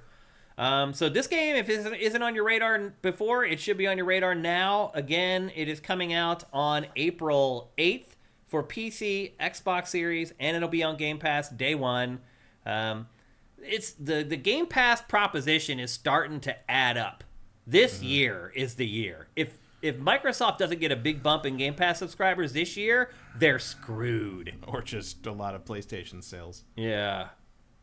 Which they seem pretty dedicated to. Yeah, they do. I mean, they have a lineup that has like a pretty kick-ass game almost every month this year. And if that doesn't convince people to sign up for Game Pass, I don't know if anything ever will. And maybe that is the point. Maybe it never will. I don't know. But this is it. Like, this is the breaking point. Like, all the stuff is coming to fruition. All the money that you spent, all the studios that you've bought, all the IP that you gave the green light to, all of it. It's all coming out in the wash in 2025. So this is a pivotal year for Xbox without a doubt. And then you may be asking, like, well, how are they going to get through all 12 months? Like, if I think in my mind about games, I don't see that many. Well, there are some games that maybe aren't on your radar, like Claire Obscure Expedition 33. This one slipped under my radar, and it absolutely should not have. This game, I've been hearing about this forever. I mean, I know about it. It's been on the site for a couple years or whatever, and I've seen the trailers for it. But until, like, they started explaining about it, I started, like, learning about how the combat and stuff works, like, wow, this game looks freaking awesome. Yeah, I was always interested in it because if you add action elements to turn-based combat, you're gonna get my attention. Yeah, like ever since Mario RPG, really. Yeah. But obviously, this is the first time we've really seen, like, kind of gotten a good flavor of what is actually happening in the game in terms of setting and tone. First, I should say this is a hard M rating. It literally has, like, every mature descriptor. So this isn't like some whimsy thing that your little brother's going to play or whatever. This game has an edge to it. But to Matt's point, it is an active turn-based RPG, a linear active turn-based RPG, where you lead the members of Expedition 33 on their quest to destroy the Paintress. And so there's this whole, like, urban legend with this Paintress where she comes out and she writes this number down, and then that means that group of people are supposed to go through this gauntlet to basically try to kill her. And you are a part of 33, which is the one that she writes for this year. And so you and your group of 2 friends need to go through this gauntlet, basically, to try to stop the Paintress. And that's the basic plot setup for the game. But as Matt said, it is an active RPG. So there's a lot of timing. And to be fair, it is a lot like Super Mario RPG. You're trying to block in time when they attack. Your attacks have timing with them when they hit the enemy. If you do it, you get bonus damage. But one of the cooler things is like if you block in perfect time from the enemy's attacks, that builds up your attack. And you can then use the power that you gain from blocking the enemy's attack and focus it into your offense on your next turn. And that's pretty cool. Like, that creates like a yin and a yang to the combat where you're being rewarded for doing one thing by being more powerful doing another thing. I think that's pretty freaking cool. And the main guy is Clive. Right, yeah. They are all QuickTime events, though, so it is like a QuickTime, like, driven game for the most part. But I'd rather have that than just static, like, choose an attack and watch it happen. Yeah, it kind of have to be that for turn-based RPG. Maybe someday someone will figure out some crazy way to do it, but for now, this seems to be, like, the only way that they figured it out. I mean, they kind of tried with Final Fantasy 13, and...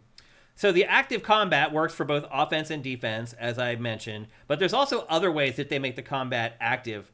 For example, like when you use a gun or a projectile weapon in this, during the attack, you actually manually aim that weapon, and you choose the part of the enemy that you want to attack with the weapon, which is kind of cool. It's a little bit, reminds me of,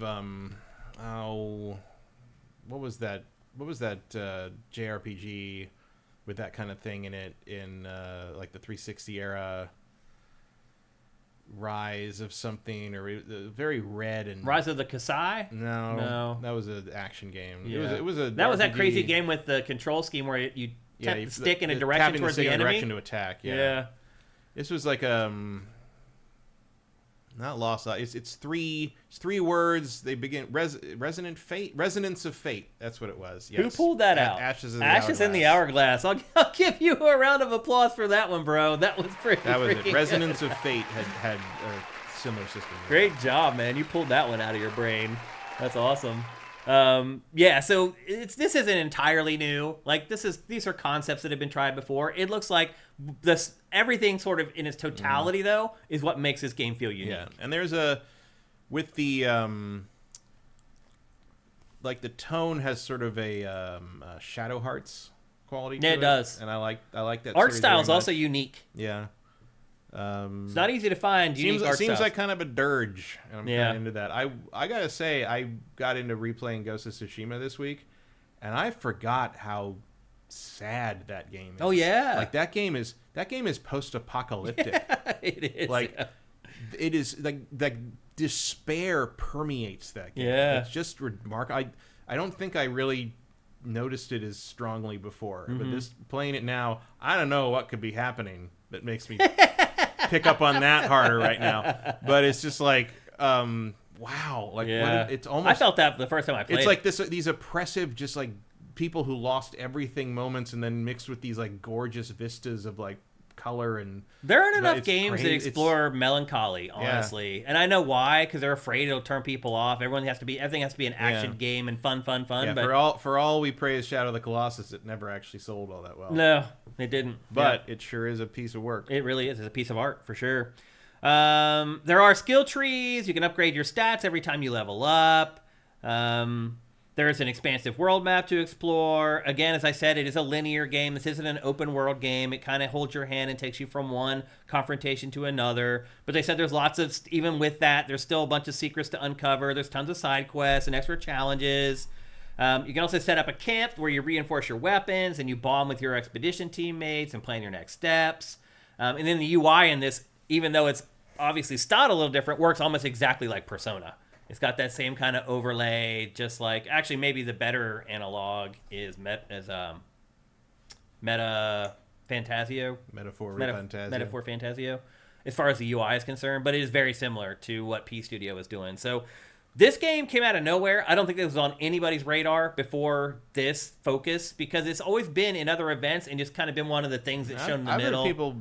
I haven't paid a ton of attention to it just because for the fantasy draft writer, because we had no indication of where it was. When it's coming out. It was probably coming this year, but it was just I wasn't willing to make that too risky gamble. Yep. But I've seen people routinely mention this like all the time for like not like things where like everybody got all excited about it, but you see it in every thread about or tweet thread or whatever, or Reset or whatever. When someone's talking about like things they're looking forward to the most, like you'd always get like 2 or 3 Expedition 33 people.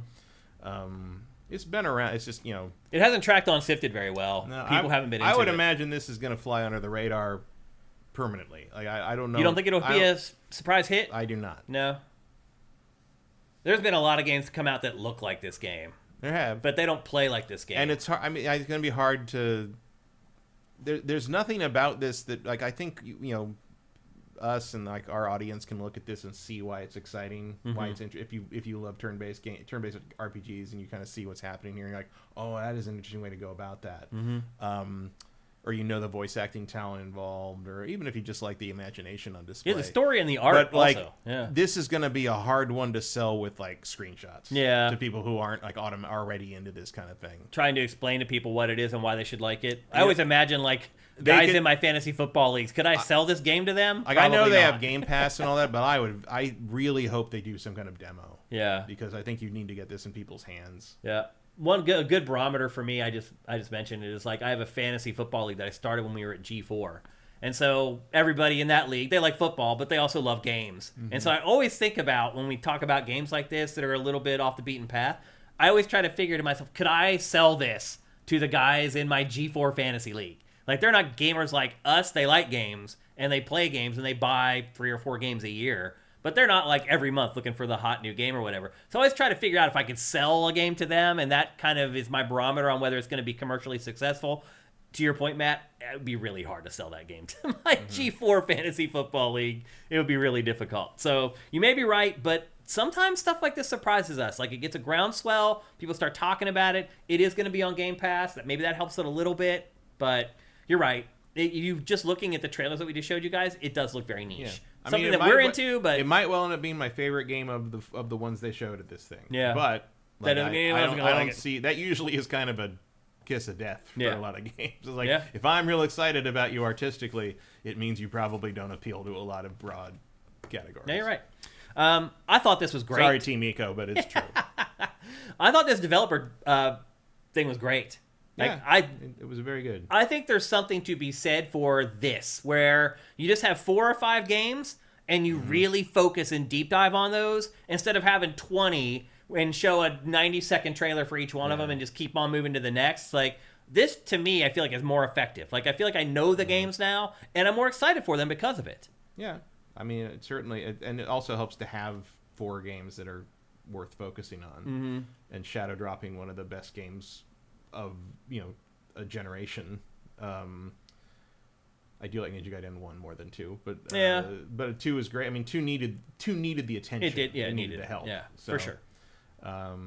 It felt like a great wrong was righted to some degree The end of that game, that game's longer than you think, by the way. Oh yeah, Ninja Gaiden 2 is very long. Yeah, it's not just some like 10-hour or whatever. Like so is Ninja Gaiden 1. It is, yeah. They're longer games. On and on and on. Yeah, for sure. So anyway, letter grade. I never finished 3, so I don't know how long that was. I did finish it, sadly. Letter grade for this developer direct. I give it an A-. Yeah, I'm giving it an A-. Yeah, damn good, man. I hope we get more of these, but it seems like Microsoft only does it once a year. Mm-hmm. Like it did it last year, I think, in January as well. I would think they might need to do it again closer to the end of the year because we don't know anything about what's coming out in the end of the year. So yeah, once a year doesn't seem like enough, particularly this year for Xbox. This year, Xbox has so many great games coming. I'm still hoping for a Forza Horizon somewhere in here. There's plenty of time for that. I mean, that's a known quantity. Like they could show that 2 months before it comes out. And the new Forza, the existing Forza just got a Forza 5 or something. Just got a big patch or something. Really? I saw like some. I saw it right before I came upstairs to do this. I saw somebody post something about like a huge patch just hit like an old Forza game or something. Wow. Okay. Interesting. Vincent said we're going to get a traditional SGF showcase from Xbox in June. Yeah, so they'll do their E3 press event. 7.9 gig update for Forza. Is it Forza 5? It should be 8. I mean, that's the new one. That's what I thought, but I saw Forza 5. Retro Modern Gamer says, why do you think Ninja Gaiden 2 got the Unreal Engine 5 remake and not the first game? Forza 5, yeah, because interesting. Because there already exists a really good version of Ninja Gaiden 1 for modern systems. I thought Forza 5 was taken off the market, actually. I don't know. Because the licenses had expired or something. Got interesting. It on Steam. Oh, yeah. That's crazy. Ninja Gaiden 2 got it because there's like 4 versions of Ninja Gaiden 1, and most of them are really good. And the one that just came out with that remastered collection is pretty definitive. It's not Sigma, but it's pretty definitive.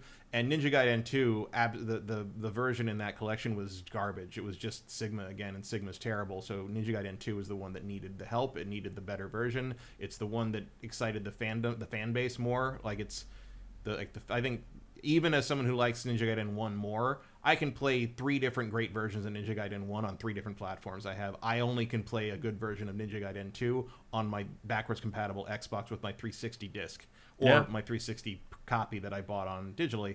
But now I can play Ninja Gaiden Black on just about anything. Yeah, which is great. So I think Ninja Gaiden 2 needed the attention more. That's why. Eth Demon says, Expedition 33 was game of the showcase for me. The more I see it, the more I want to play it. You're not alone. I saw a lot of people saying that. It really made a big impression on them. Eth Demon says it was on my radar ever since they revealed it. Cinetike says, Expedition 33 caught my eye last year, and I'm looking forward to it. So some people have been on it. But I can just tell you, looking at the data behind the scenes on SIFTD, a lot of people are not into it. It has not done well. Anything else on that? No. Everyone's like 5. Why is Forza Horizon? Forza Horizon 5. Oh, it's Forza Horizon 5. Okay, that makes sense. It's patch 5.0 for Forza Motorsport, and for Forza Horizon 5 got an 8 gig update. Okay, so Forza Motorsport 8 did get an update. Sounds like it. Okay, gotcha. Okay, thank you, Pharaoh Doll, for filling us in on that. That's awesome.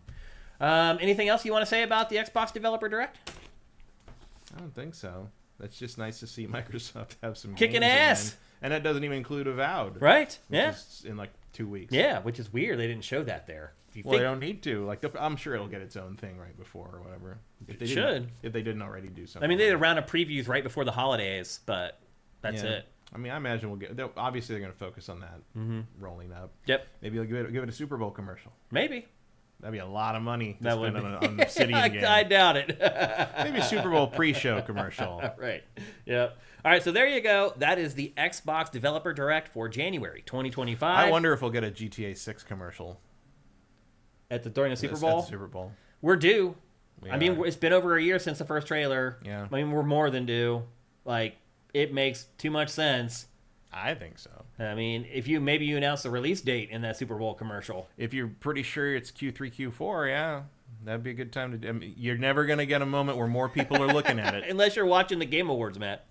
All right, let's move on. All right, we're going to talk next about Nintendo Switch. Yes, Nintendo Switch 1 still exists, and they still have a whole year that they need to get through, and they still have content coming for Nintendo Switch. However, it does feel like the Ides of March. It's definitely walking down the aisle towards the cemetery at this point. There are games coming for Switch in 2025, but not a lot of them. And we're going to talk about, the only ones we're going to talk about today are the exclusives for Switch. And maybe we'll wonder out loud if we think some of these games might also cross over and be available for Switch 2 as well. The first game we're going to talk about is Donkey Kong Country Returns. That game just came out last week. Nintendo just sent me a code for this. Do you think it's worth talking about on GameFace? No. Yeah, I don't think so either. I never liked Donkey Kong Country. Really? So Not even like the SNES one? No. Yeah. I thought it was ugly at the time, and I don't particularly like how it plays, and I don't particularly like Donkey Kong, and I don't like the music. I never liked the Donkey Kong Country. Well, I guess you saw today that new Donkey Kong model is it seems permanent. it seems to be praxis now. So yeah. Yeah, they're releasing merch with the new Donkey Kong. Pretty much what I thought. Yeah. But I think it's funny that a lot of the merch is like the same as the old merch, just with the change. The different Donkey Kong. It's just like, wow, that's weird. It's almost like a retcon. This game to me was too hard. It was way frustrating for me. I think I eventually made my way all the way through it, but eventually I gave up on finding the KONG in each level. Yeah, I gave up on doing all the secret stuff and just got through the game. Just trying to get through the game, and that was plenty hard enough just to make it through the freaking game. Like, that's the thing is, I've just never really enjoyed the Donkey Kong games. Yeah. The rare Donkey. I didn't like the countries. I didn't like 64.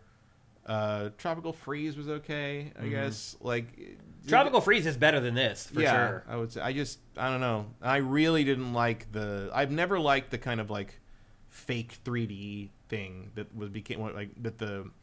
became popular in the mid 90s, where like you couldn't quite do 3D yet, so you're going to do like a 3D model and then 2Dify it, or like like pre-rendered backgrounds. I never liked. I just didn't like how Rare's style translated into the shiny kind of clay fighter looking thing. I don't like these games. So. This is a big upgrade for this game because it was originally in standard definition, though. So being able to play it in HD. I mean, you can see it 100%. Yeah, so it makes a big difference. But I wasn't a big fan of the game originally, and they have made some slight tweaks to it to make it a little bit more palatable in 2025. But it's still mostly the same game. And it was just way too challenging and frustrating for me. I didn't enjoy playing it all that much. When I finished it, it was like a relief. It wasn't like I was like, woohoo! I was like, thank God. Well, I remember because I stopped playing 64 pretty fast because the problem with 64, the big problem is that switching characters to have to do all the different moves, whereas Banjo-Kazooie could do all those same moves with one character. Yeah. But the other thing was that one of the key ways to survive and do what you need to do in Banjo-Kazooie, and especially Banjo-Tooie, was being able to see things far away. Like, I look up on the hill, and there's a Jiggy up there, so I know I gotta get up there. Yeah. But Donkey Kong 64's draw distance was so terrible, the golden bananas didn't appear until you were close enough that they could be up there, and you wouldn't know you had to go up there. You'd just be like, I'm going to do a bunch of hard platforming and hope there's something worthwhile at the end of this, and there it fades in, and you're like, okay, there it is. Yeah. And I eventually just gave up on it. I remember when I first started at Tech TV, one of the segment producers, Greg Bemis. One of the first things that happened when I got hired was Greg Bemis brought in his copy of Jet Force Gemini. Also hard. And asked me to beat the Mantis boss. The boss the dog has to fight with the two mantises. Yep. And I did. I beat it with one life sliver left. And he's like, I've been trying to beat that for like 6 years. I was like, no, I like that game a lot. So I did that. And then afterwards, he kind of. Then he came back a week later and says, "Now beat Mizar." No, he did, and I couldn't.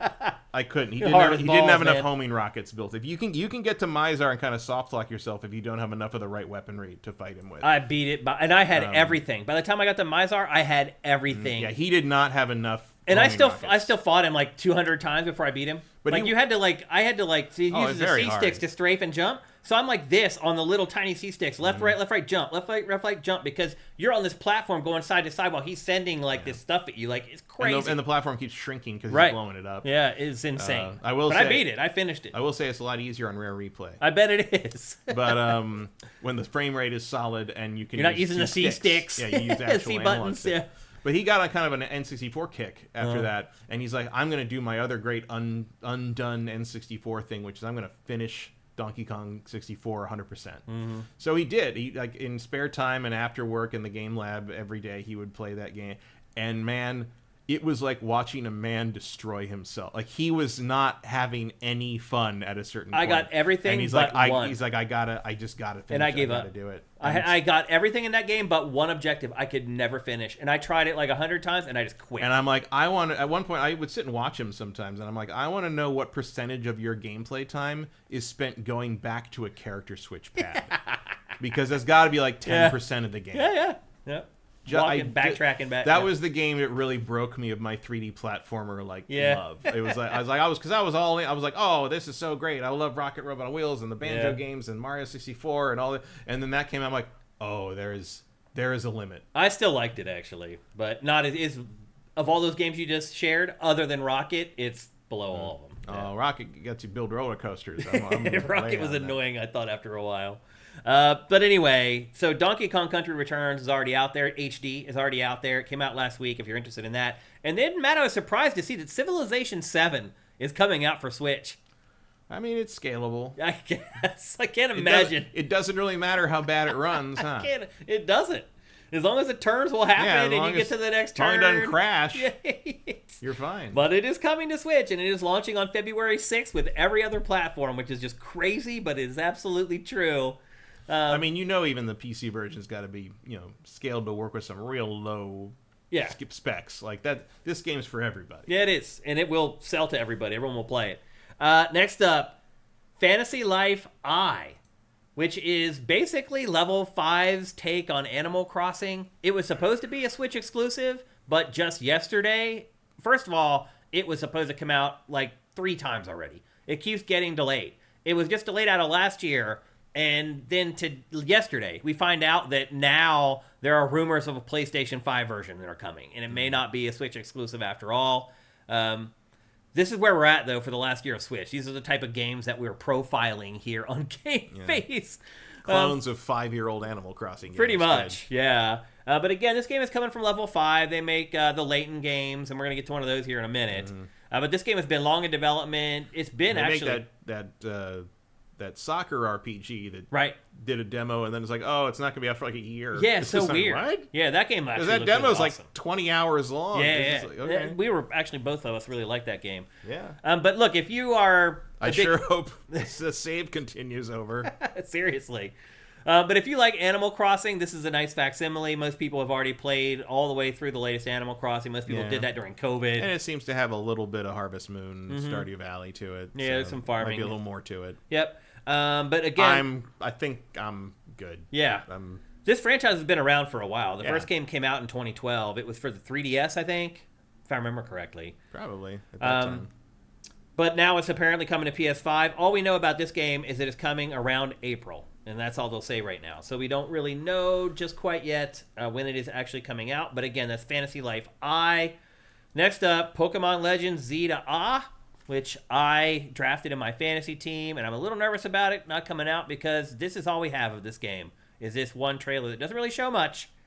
I did some digging around, and there's hardly any information around this game on the internet. Like, hardly at all. The sentence that Nintendo has on its website reads, "Within Lumia City, an urban redevelopment plan is underway to shape the city into a place that belongs to both people and Pokemon." Well, they're supposed to do a Pokemon event next month, so I'm sure we'll find out. Yeah, I hope so. And it has to be, because, like, you can always tell sort of what the original schedule, original plan is for things by a lot of merch that drops, and the fact that the Z to Ah, which is so stupid. Yeah. Z to Ah Pokemon card game expansion came out like earlier this month. Or maybe it was the end of December. I can't remember. I don't remember when the riots happened, but they did. So that usually indicates that they intended to have more information, at least, or the hype starting to build around it now. Works. Like for South of Midnight, remember I drafted it because I saw there was an art book coming out in April. Sure enough, at the developer direct, there it is on April 8th. So it definitely works. And we've got a Pokemon McDonald's promotion starting, I think, this week or later this week. Yeah, I think it does. So I'm sure the Szechuan sauce riots will happen again over that because it's probably exclusive, whatever Pokemon thing these weirdos want. Yeah. But it seems like, there's an upsurge in Pokemon stuff, so it's I'm sure we'll get more information very soon. Yeah. The only other information I got on this is that it's set in the same region as Pokemon X and Y, which is the Kalos region, and as we said, in Lumia City. Although it sounds like you don't leave Lumia City that much, because wasn't a big part. When the original presentation, I remember they basically said it's very much based in the city itself. Because the Last Legends was like rebuilding the town. That was like a big part of the game. And so I'm sure this Legends is going to be the same way. So it makes sense that they would keep you in the town that you're trying to rebuild or whatever. So anyway, this game is supposed to come out later in 2025, but we don't have a hard date for it yet. Next up, Metroid Prime 4 Beyond, pretty much in the same boat, scheduled for 2025. We do not have a hard date for it at all. In fact, we know even less about this game. The only thing that we know is that Psylux, which was an enemy that showed up at the end of Metroid Prime 3, is in Metroid Prime 4. In fact, this trailer at the very end shows Psylux, so it appears that this is a direct continuation from Metroid Prime 3, but that's pretty much all we know. It's a direct sequel. It features the same enemy we saw at the end of the third game, and that's pretty much it. That Psylux is in pursuit of Samus, and that's all we know. So a lot to find out about this game as well as the year goes on. Do you think this is going to be released for Switch 2 and Switch? 100%. This is a Switch 2 launch title. Yeah. No question. I feel that way too. So we'll see, but I'm pretty confident saying this is probably going to come out whenever the Switch launches, and we don't know when that is yet. But I'm betting, at least personally, before June, we'll see. It seems like all the facts and the clues are adding up to that, because all these games that we're talking about, pretty much all of them were scheduled to come out in the first 3 or 4 months of 2025. And then the final game, again, to just show you how anemic this year is for the Switch. And again, it is going away in favor of Switch 2. The last game to mention is a Layton game. Professor Layton in the New World of Steam. In this game, his apprentice, Luke Triton, he moves to some new town called Steam Bison, set in the United States, by the way. He gets there, and it's this world of highly advanced steam engines that are causing a technological revolution in the town, but they're also leading to a mysterious incident that they don't want to explain. I guess we'll have to wait to play the game to figure that out. So I bet it's related to math. Yeah, probably. I have 12 matchstick. Yep. And so Luke sends a letter to Professor Layton to seek his help, and Professor Layton travels to America, and they discover that the bad guy behind all the mysterious incident is a guy named Gunman King Joe, and he is a ghostly cowboy. America. In the end, the big mystery that Layton's going to solve is that you probably shouldn't use hydrogen in those blimps. Yep. So anyway, Professor Layton, we also do not have a release date other than 2025, and that's it. That's it for the Nintendo Switch 1 in 2025. So that just shows you, this information, by the way, came direct from Nintendo. This was a press release that they sent me. There's also a web page on Nintendo's website that shows all the Switch games that are coming, and there were a few more, but they were third-party games that are coming to other platforms. Yeah, Vincent's right. Where's Xenoblade Chronicles X? Oh, you're right. You're right, actually. That was one. That's the only one I care about. Yep. In fact, I forgot to load it into this project. Yep, I did forget to load it in. But you're right. The other game is Xenoblade Chronicles X. It is a remaster. I don't think it's a remake. No, I mean, obviously, they're going to have to tweak a lot of stuff to get it to work with a controller with no touchpad, but yeah, I can't imagine they're doing a whole lot to it. Yeah, I can't either. They're just saving it from the Wii U. It's the last major Wii U exclusive that needs to be rescued. Yeah, it was pretty much the last one. Yeah. It's probably my second least favorite Xenoblade game, but it has some stuff to recommend. I mean, it's unlike anything else in the series, or pretty much any. I mean, there's a lot of impressive stuff in it. It's just a little obnoxious about it at times, and good. You either love or hate that soundtrack. With all the constant vocal pop running, or when you're running around the new Los Angeles town, and you're just like, shut up. Like, which was the one with the young girls that was like off-putting? That's 2. That's 2. Yeah. Where the girls are the weapons, and they're like 12. have their boobs hanging out. Yeah. Yeah. That's 2. Well, the 12-year-old is the robot one, I think, that the guy built for himself, which is the even creepier. creepier. The little fat, whatever the bird-looking things with the ears, guys. Yeah.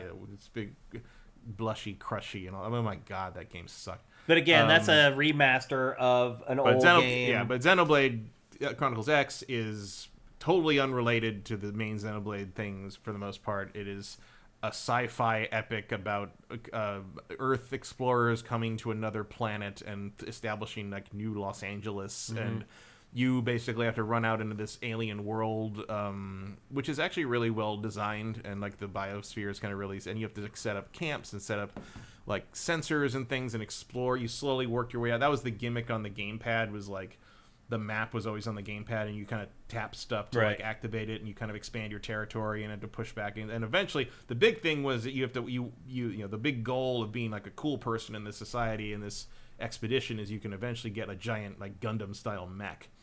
And I spent 32 hours getting that Gundam mech, and I got it, and I didn't care anymore. Like, I got the mech, and I went out, and I flew around, and I realized that you had to constantly pay to refuel the mech, and I was like, I'm done.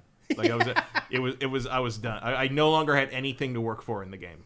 I don't remember what the story was about. I don't remember what the main threat was. I don't remember. All I remember is I wanted a giant robot, and I didn't like the giant robot very much when I got it, and that was the end of that game for me. But I think it's been long enough that I will probably try it again. Oh, you will? I'll get it. I mean, I'm a Xenoblade completist. I will. If they do a collector's edition or whatever, I'll buy that. Like the whole nine. I don't buy physical copies of things much anymore, but I have a physical collector's edition of all 3 Xenoblade games for the Switch, and I will get this to go up on that shelf with them the as collection. well. All right, fair enough. And that is it for Nintendo Switch in 2025. You can see, and this is one thing I will say, Matt, you know how PlayStation and Xbox kind of dragged us along, and like 3 years into their new console cycle, games are still being released for the old console. It doesn't look like that's going to happen. I'm not sure that's feasible. Yeah, I don't know if you can really. So much stuff is it's either going to run on the Switch 2 or it's just not going to be a modern game. Yeah. I mean, it really does feel, if you're someone out there who's trying to hold on to the last little shreds of Switch relevance, this year's going to be a trying time for you because there's just not a lot coming. There's a couple other third-party your library things, is looking pretty close to complete right now. Yeah, it's looking like, and I like that. I want to turn the page. I want to go on to the next generation. Well, I want games to be made for the new hardware. Especially in the case of the Switch. Yeah. I mean, just the hardware is so so archaic. Yeah. But it really feels like, Metroid Prime 4 might be kind of the last big Switch release. It does feel that way for sure. And hey, there's worse things to go out on. That's going out with a bang for sure. Prime game, so. Yep. So there you go. That's Switch in 2025. Again, not looking so great. Vincent says we're reportedly getting a Switch 1 Focus Direct in February. That will have a couple more things. Wow. I bet that Pokemon game will run on both.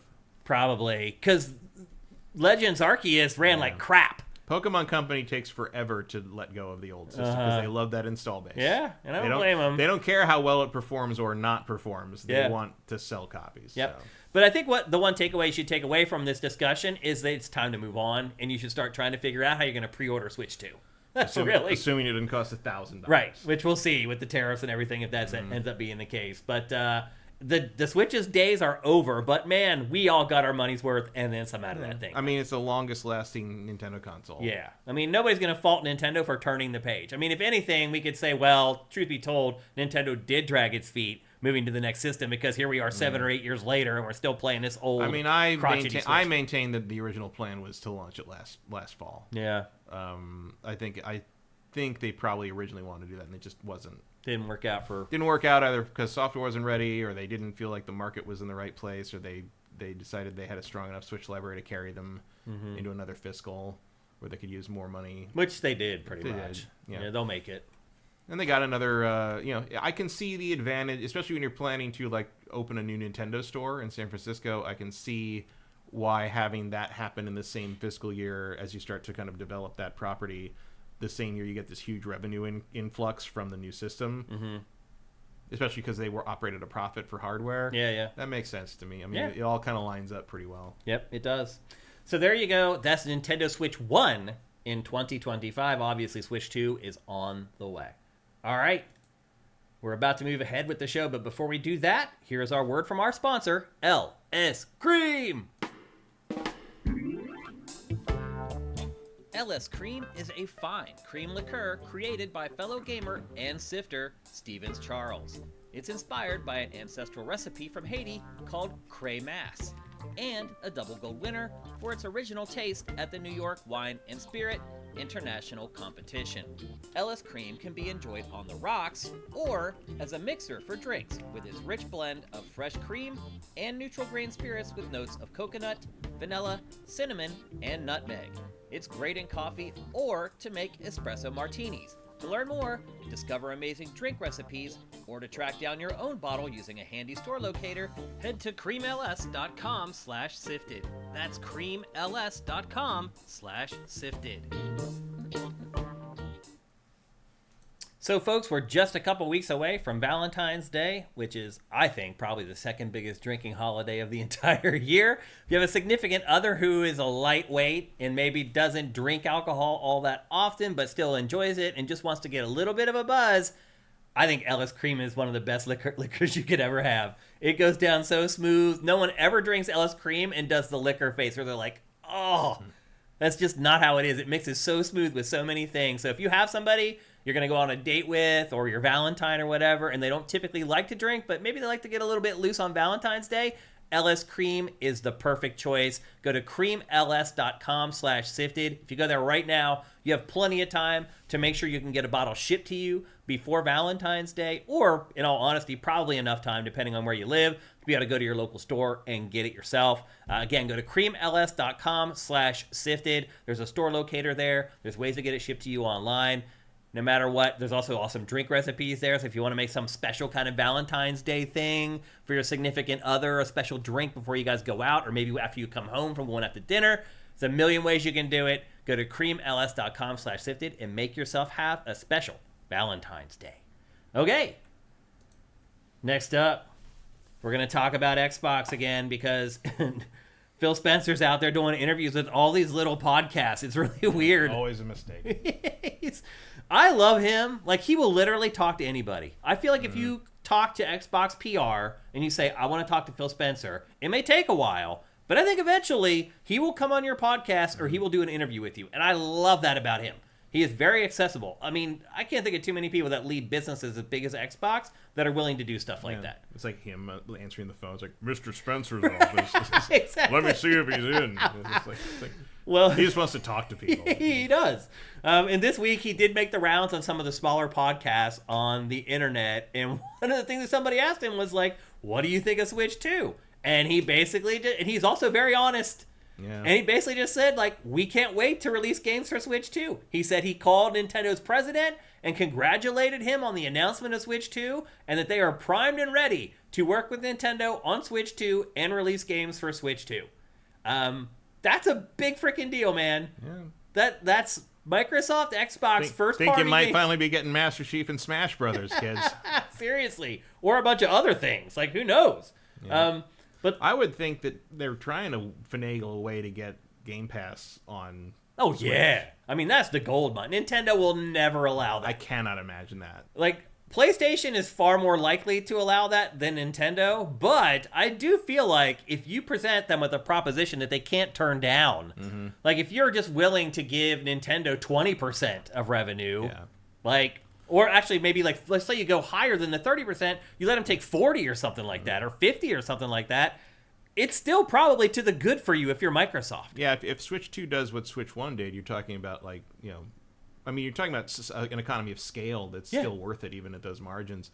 And even if they don't go for it, the money you're going to be making just off software sales is going to be solid. I mean, here's the thing. There's no reason not to support it. Yeah, because Xbox needs this because it has no installed base of its own. Well, they seem to have kind of accepted that no one wants an Xbox. Yeah. It's like, okay, well then maybe they'll want Xbox if an Xbox can be anything they want. Well, then he also mentioned yesterday that he wants... We might not be far off from some kind of weird promotional thing where they show a Switch 2 and are just like, this is an Xbox. Right. Seriously, it's though. Just like, okay. I mean, technically, I guess, yeah. Yeah. Well, then he said yesterday on another podcast that he wants the next Xbox to be like innovative hardware. Yeah, I saw that. I didn't really understand what that meant. They have to be. I still think they're clearing the road for a handheld. Maybe for a Switch equivalent. I mean, I'll believe that when I see it. Equivalent. Microsoft creating innovative hardware. I will believe that when I see it. I'm sure they'll call it that. but like... But will it be? Right. I mean, be innovative by Microsoft standards. You know. Which means anything that isn't shaped like a cardboard box. I mean, you know what else was technically innovative was Microsoft Edge. Right. And how intrusive it was. How good it was at stealing your private information. I still haven't found whatever the setting is to make it not tell me every couple of weeks, like, you should really be using Microsoft Edge as your default browser. No, I really shouldn't. Emperor Dread says if it doesn't run DirectX, it's not an Xbox. And that's actually true. That's where the X comes from. That's true. Where it comes from. Talika 1981, thank you for Twitch Prime, man. Appreciate it. I'm sure every Xbox software, no matter what it's been ported to, has some DirectX debris in it somewhere. Yeah. I mean, here's the thing, Matt. There's a redistributable in that thing somewhere. Yeah, you're right. They need Nintendo and PlayStation and all these other platforms to say this is an Xbox because nobody buys their platform. So no one's going to buy if their games are just on Xbox. Right. Nobody's going to pay full price for their games. But if everything is an Xbox, then they're winning. Right? Seriously, though. If you buy a PlayStation, you just bought an Xbox. Yeah. Like, again, I'm sure Xbox is knocking on Sony's door. Like, when are we going to put Game Pass on PlayStation? When's that going to happen? I mean, they've just pivoted to, like, revenue over, market share. Right. Which is fine. And perception. Like, why not? I think and he addressed this also in the podcast this week, fans. Yeah. Well, fans are pissed, man. Baseline battle strategy. Only an idiot fights when he knows he can't win. Yeah. And Phil Spencer does not appear to be an idiot. I mean, they've lost every generation. Yeah. I mean, even the one that really didn't look like they were going to lose. They ultimately technically in the end lost in the end. But yeah. PlayStation 3 had more of a tail than we thought. And since then, it has just been a downward slope. And you can't. They have no place to sell their games at full price. I would love to peek into a timeline where the Xbox team wasn't forced to kind of surrender the Xbox One design to the suits, to the set top box weirdos, right. To the people that thought spending 20 minutes on ESPN at the press conference, I mean, you could smell the C-suite interference in that Xbox One reveal thing. All the DRM stuff that gave Sony Sony just opened the door, like, here you go, you get this gen, and that was the most pivotal gen ever because it's when everybody transitioned to digital. Yeah, and now you're invested with, and that's when digital libraries started carrying forward, and now you're invested, and moving to the other system means giving all that up, and that's why people have stuck with iPhones or colossal screw up, or Androids forever, and like that was, I mean, it. Yeah. Just one of the biggest blunders one of the biggest blunders since the surprise launch of the Saturn. Yeah. Well, it'll be interesting to see. Which also happened in the face of Sony, and Sony does not. If Sony sees you fall, they will step on you. And they're ruthless about that. Yeah. And that's one of the reasons they are still on top. And honestly, the reason this was even brought up, don't forget, is because the rumors were swirling a couple weeks ago about the Master Chief Collection coming to Nintendo and PlayStation. That's what started all this. That's what caused the people on the podcast to start asking him these questions. And he didn't deny it at all. Yeah. So it's pretty safe to say. It really sounded like they weren't ready to say it, right. But he wouldn't deny it. Yeah. So, and honestly, why not? Why not? They made their money off these on the Xboxes. Like they should have done it a long time ago. On the Xboxen. Yeah. Seriously, though, like, what have you been waiting for? And it's not, Nintendo and PlayStation are not going to say no to Halo on their platforms. I'll be honest, I would probably buy a physical copy of one of those just to have either it. a Nintendo or a Sony Something I never thought I'd see. It was like Sonic Adventure 2 on GameCube. Yeah. I have a copy of that. I'll never get rid of it because it was this milestone moment Sonic where Sonic on Nintendo. On the Nintendo console. The same thing's going to happen. And going back to what I was saying about the fans are pissed, man. Because, look, like, we make fun of fanboys all the time on GameFace, and it seems absurd to me that anybody over the age of, like, 15 would be a fanboy at this point, or anybody over the age of where they could get their own job would be a fanboy. But the fact of the matter is, there are tons of people that are emotionally tied up in this stuff. And you can say they're crazy, or they shouldn't act that way, or whatever, but the bottom line is, that's who they are, and that's how they feel, and you can't change that. So he's dealing with that, the fan backlash, the fans being like, bro, you bailed on us. We don't even have a console to, like, argue over anymore. Which should be a clue. I don't know. Maybe it's just because I'm a Sega fan back in the day, but it's just like, Get over it. Get over it. Like, you lost. Yeah. It's over. It I mean, is at least you over. lost with a little more grace than the Saturn. That's true. Yeah. You know? Yeah. And I love the Dreamcast, but it was a little sad. It was really sad. Not just sad in a tragic way, but like we knew. Yeah. From the beginning, we knew. As soon as the PS2 launched, as soon as EA said they weren't supporting it, and then we saw what the PS2 could do. Yeah. We all knew. Yep. Anyone who was honest with themselves knew. Yeah. And it's not like I resented PlayStation or Nintendo or any of those things for, I love Sega. I've always loved Sega, but like, they made their own mistakes, and Microsoft made their own mistakes. Sony capitalized on them, but Sony wouldn't have had anything to capitalize on if Microsoft didn't screw up. Yeah. And so, if you're an diehard Xbox fan, it might be time to let go. Yeah. Like that battle is over. And it's not like something dastardly happened to Microsoft. No. They just mismanaged the brand. Yeah. I mean, that's what happened. And it's not even like the Xbox team. Right. It was really Microsoft as a corporate entity, not the Xbox team. Like, you can't really blame those guys. I mean, there was a good 8 or 9 year stretch where the only games you got on Xbox were Halo, Gears, and Right, Forza. but that's because the people that took over for the Xbox One fired or disbanded. Well, they wouldn't invest in studios. Right, well, they disbanded. Xbox had built up such a crazy second party and like first party like stable after the 360. And then they got rid of literally got rid of everything except the 3 things that made them the most money on the balance sheet. And so we just got Halo, Same pattern. and Gears of War, and Forza over and over and over and over again. Yeah. And that was a suit yeah. choice. It was not. It's not like the head of Xbox was like, we're gonna do that. Like they just that developer direct we just saw, like, we're just now getting back to the 360 level of output from Microsoft's in-house studios. You're right. It took them 10 years to recover from that. Yep. And then the other thing he shared on podcast this week is that Starfield's probably coming to PlayStation. Yeah, Retro Modern Gamers, right? You can blame Don Matrick for some things. Yeah. You can. So the other thing is that it appears that Starfield is coming to PlayStation. Yeah. They asked him about it. He did not deny it. And again, that's fair. Sure. Like, the game's been out for a year and some at this point. Like, almost a year and a half. That's plenty, man. Like, make money off of it. Turn a profit on Starfield. Especially if it means we get some more patches, we get maybe some more DLC. Like, it could use some more work. Yeah, if you get more people playing it, then you can incentivize. You have reason to spend more money on its development. So I'm all about it. But again, if you were an Xbox fan and you saw Starfield for several years, that was your crown jewel that you were waiting to come out. It wasn't quite as good as everybody hoped, but it's still pretty damn good. Yeah. And I mean, it had a year and a half or more of exclusivity, and it didn't really move the needle. So it didn't. So it is what it is. Unfortunately, I think, if you're an Xbox fan, you're just going to have to get used to things just never being the same again. I think you're going to have to accept Federation control for the time being. Yeah. Sadly, I think you're right. But ultimately, this is for the good. This is better for Xbox. It's going to be able to sell its games on platforms with actual installed bases so they can make a ton of money off their software and keep making the software that will then be free for Xbox fans on Game Pass. So I know it's hard to swallow because you're like, man, it was us against PlayStation and Nintendo. That's over now. Now you need to try to make sure that the brands that you love, that Xbox has, stay alive. And the way that happens is if they are released on Nintendo Switch 2 and PlayStation 5. And that's just the truth. Because the biggest difference between this and like what happened to Sega is like the Microsoft games aren't going away. Right.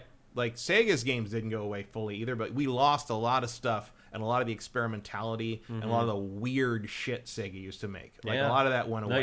No, you're right. And this is not what's going to happen to Microsoft. You're still going to get all these things. You're still going to get all these weird. You're still going to get stuff like South of Midnight. You're still going to get stuff like Expedition 33. Yeah. Like, I don't think there's a lot of other major publishers that would do those games. And I mean, the thing too is you still have a console from Xbox. Yeah. Xbox is going to put out another console. Yeah, if you absolutely need another console with a Microsoft logo on it on your Entertainment Center next generation, you'll be able to get one. You just need to be okay with the idea that you're going to be one of like 10 million people that have one, and that's fine. But it's not. They're not going to compete on that same playing field that you've expected them to compete on. Unless it's just so innovative. Right. So innovative. Okay. But you know what? I'm sure Xbox fans, they saw that today and they're like, I'm going to hang my hat on that. Yeah, I just don't know what that would be. I think you're going to end up disappointed in the end, or just let you know. One Supermaster gamer, Colt Eastwood, says that Xbox is winning. I believe him. Erebus says the elephant in the room, though, is that Xbox isn't going anywhere for at least a decade. That's what I just said, basically. Yeah. We know we're getting another console and even a handheld, so people gobbling off about going multi-platform are morons. I wouldn't go that far. I mean, fanboys generally are kind of moronic, to be fair, if that's what you're talking about. But people saying that, like, they're going third party, that's just the truth. Yeah, the companies... They are going third party. The companies are there to make money. They're not your friend. They're not a sports team. They're not here to, like, beat anybody. I mean, they or are... make the region feel good about themselves. But if you can make money without having to defeat your opponent, you're going to do that. Xbox is a third-party company now. I know it's hard to admit, and people don't want to say that, but that is the truth. It is now a third-party publisher. It's just the way it is. So, anyway, Xbox commits to Switch 2, and then Phil Spencer does not deny that Starfield's coming to PlayStation. And this is just the beginning. This is him greasing the wheels. Mm-hmm. Well, didn't he say Starfield's coming? I don't know if he went that far. He said that I don't want to put a fence around any game. That was what he said. Including Starfield. Right. Because he did mention Starfield. He did. Yeah. Well, they mentioned it. They're like, what's up with Starfield? Could that come to PlayStation? And then he said, I don't want to put a fence around any game. He just felt like he was a little more concrete about Starfield than he was about Master Chief Collection. Well, I think basically what he said is, like, get over it. These games are coming to other platforms, whether you like it or not. Like, that's just the way it is. So... it's better for everybody. If everybody can play these great games, it's better for everyone. Microsoft will still make a ton of money. They'll still keep making great games. Those studios aren't going away. I think it's a win-win for everyone. Retro Modern Gamer says the Xbox will be the Game Pass box. If you want Game Pass games for free, buy an Xbox. Yeah, I think that's pretty much what's going to happen. And then, of course, there's Swan Senpai. $22 a month isn't free. You always get the Game Pass isn't free, folks, coming out of the woodwork. It's not. It's not, but... Vincent clarifies he was asked if Starfield would 100% not come to other platforms, and he wouldn't confirm that. Yeah. So anyway, it's happening, people. That's the bottom line. Things are changing at Xbox. That's just the way it is, and 2025 is going to be a very transformative year for the brand. Okay, let's move on. Next, we're going to talk about Electronic Arts, which is not doing very well at all. We talked about BioWare last week. We kind of had an idea that Dragon Age Veilguard had not sold as well as EA had hoped. And then the next day, they confirmed that hard. It did sell pretty well out of the gate, but it seems like it really dropped off a cliff right away. Dragon Age Veilguard, according to EA, has sold less than 1.5 million units. It says that 1.5 million have played it. They did not say how many of those people actually paid for the game. Yeah. Holy shit. I don't swear very often on this show, but when Dragon Age Veilguard sells less than 1.5 million units, holy shit. That is like a come to Jesus moment for a lot of people. When the last one sold 10? Yes. Yeah. I can't believe it, Matt. I can't believe it. That is crazy. How is that even possible? The last game sold over 10 million units, and the new one sold 1.5 million. Well, part of it, I think, is you take 10 years to make a sequel and you're going to lose some audience. I don't know. I mean, that's not going to hurt Grand Theft Auto. No, but GTA is different. GTA isn't like anything else. Yeah. For whatever reason. It's definitely for better or worse. That's definitely an apples to oranges comparison, for sure. No doubt. I don't know. I mean, I really liked this game. I thought it was great. And do you think the online nonsense hurt the game sales? Maybe some of it, but most people never heard of that. I think there's maybe a combination of the online nonsense, the fact that like the RPG kind of CRPG community, Baldur's Gate 3 really changed how people kind of see how they want these things to be, and maybe this is just the first casualty of many. With that, we'll have to see how some of these other big action RPGs go, or whatever you want to call them. I don't know. I don't really have a theory on this one. I don't know why. I mean, maybe it blows my mind, man. I would never have thought this was sold under 5. No way. I thought that was low. I thought 5 was going to be low. My estimate was 5. I thought it would eventually sell just like the last one. I thought it would eventually hit 10. I felt like it could have over time as the price drops and whatever. I was thinking like launch window 5, but clearly not. Wow, that is just devastating to spend that much time with that studio, BioWare, working on a game that flops that freaking R. A Retro Modern Gamer, Dragon Age is the top-selling BioWare game of all time. Yeah. Mass Effect has never sold Dragon Age numbers. Yeah, it's never sold 10 million or more. I like Mass Effect way more than Dragon Age. We all do, but Dragon Age is their biggest franchise. Yeah, it absolutely is. Yeah. I mean, it's insane that it sold less than 1.5 million. And also this week they announced that the last update has just released. It just happened, and they sign off the update with the Elvish phrase for farewell. Right. And I don't know if that means farewell, we're not updating this game anymore, or farewell from BioWare. Now, to be fair, BioWare did say, no, Mass Effect is going off without a hitch, and we're still working on it, and blah, blah, blah. Even though all your people got transferred to Skate. Right. Yeah. I don't know. It's not looking good, man. I have been saying BioWare is on the edge for a long time, and I know, I predicted, earlier that, not that I want to, that I don't think BioWare is going to be here by the end of the year. That would really hurt, man. AJ the Legend Watson is asking, is it safe to say that Dragon Age is dead?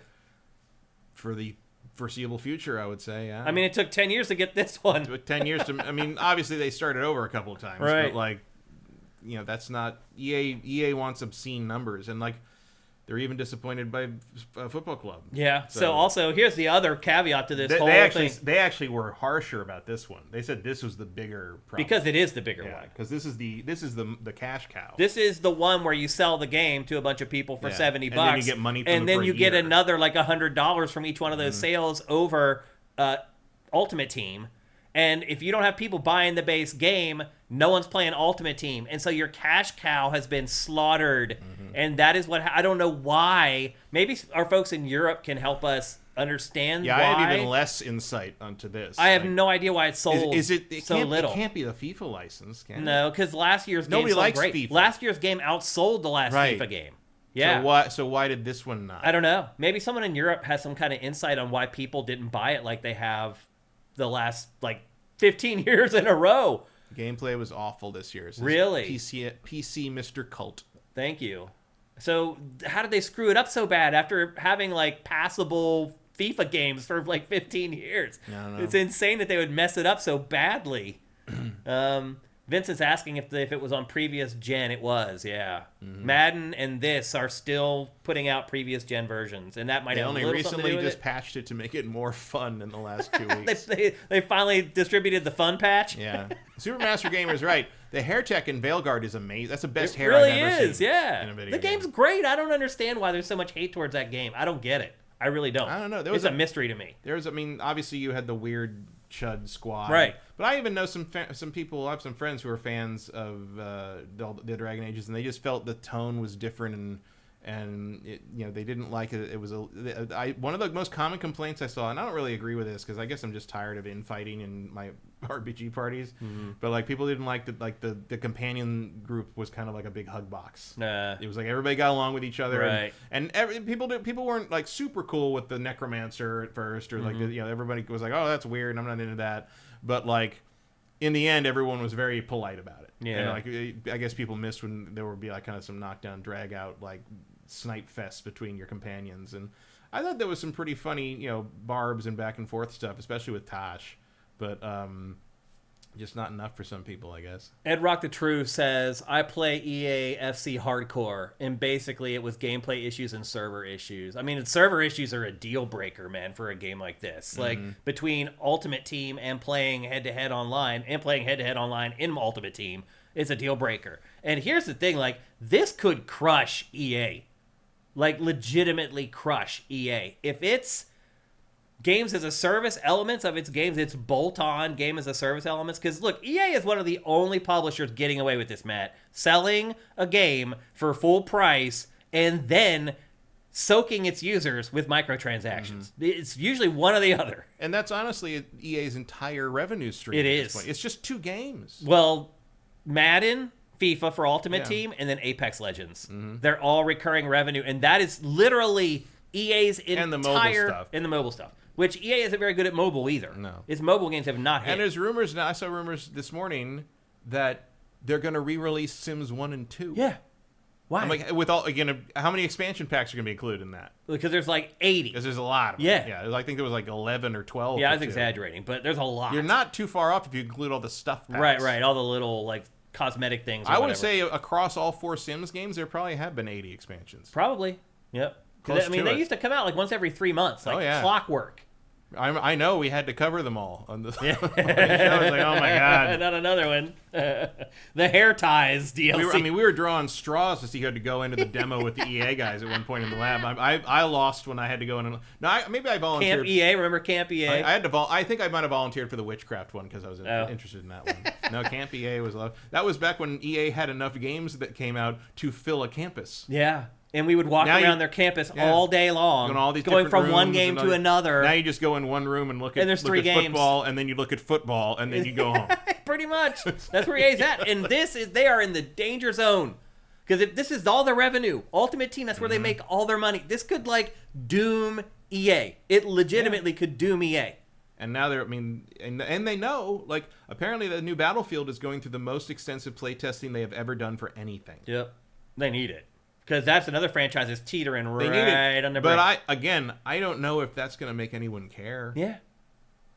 Your problem is not just that the game didn't play well. Your problem is that no one gives a shit about Battlefield anymore. Well, the other problem is that you can play a game like Delta Force, which is basically the same damn thing for free. For free, yeah. So EA's in deep doo-doo right now. And it's funny, their CEO, they're floating his name to go to these other companies that have nothing to do with games because he's some kind of genius. I don't know where that's coming from. They release no games anymore. EA releases no video games. Mm-hmm. I mean, it's crazy. The Veilguard was the first normal game EA has released in forever. Yeah, probably since the Dead Space remake. Yeah, which also flopped. Yeah. So EA's in trouble. And if they can't they're confident that they think somehow they're going to save EA Sports FC 25. I don't know what they think they're going to do. Give it away for free, maybe? That'll save it to get people into Ultimate Team or something? I don't know.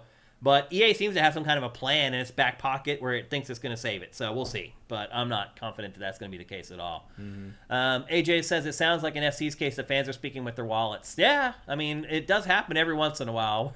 We will be no, I'm not giving you my money anymore. Retro Modern Gamer says, it could not happen to a nicer company. Yeah, EA never wins the best place to work in America awards like Insomniac wins. No, it's always at the bottom of that pile generally. So anyway. The problem with it is that it contains a couple of really good companies, some really good teams, and you wonder what happens to them. Yeah. What happens to Respawn and right. BioWare? Yeah. You don't want, hopefully you'd be able to form new things. You'd like to think that they'd be able to form new teams or new companies, but someone would buy Respawn. One hopes, yeah. With Vince there, as long as he's there, someone will buy. Or if it all came crashing down, Vince could start a new company somewhere. He already did it. He's done it. And he did a great job. Yeah. So he can definitely do it again. Anyway, so there you go. EA is in deep crap. We'll see how that all plays out. Next up, they're doing a bunch of GDC, pre-GDC surveys right now, and there's always interesting information that comes from those. And one of the most interesting little nuggets of data that came out this week is that right now, 80% of all video game developers are working on at least one PC game. Mm-hmm. And you may say, oh, that doesn't sound like that big of a deal, Shane, until you realize that only 65% of them are working on PlayStation 5 and Xbox Series X games. So you have 15% of developers more working on PC than working on the two most popular consoles right now. So PC gaming is exploding. Mm-hmm. It's crazy, don't you think? Not really, because it makes sense, but cutting out that. Why now? I think because I think the part of it's the draw of the breakout indie hit, like a Balatro, that happens on PC usually. Every once in, usually PC is where that starts. You don't get a lot of random little games on. You got to go through so many hoops and even just get PlayStation, Sony or Microsoft to notice you.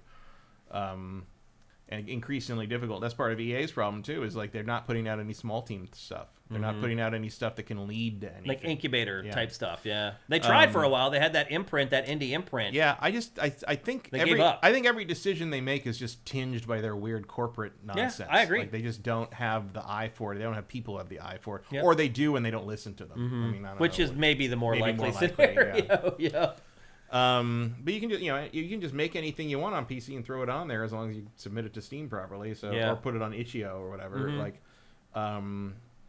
No problem. It's just the barrier to entry with PC is so great with the cost of building a rig. Now, you do get multi-use out of Not it. You for don't most use of it the just stuff for that gaming. these people are making. Yeah. You know, like the vast majority of PC game development runs on, potatoes. Mm-hmm. It's the high end stuff, sure, but that's a tiny sliver of PC development. Yeah. Most of it's like really small. It really is a things. tiny sliver. Like for this segment, I Googled like best PC only games from the last 5 years. There was nothing. Mm-hmm.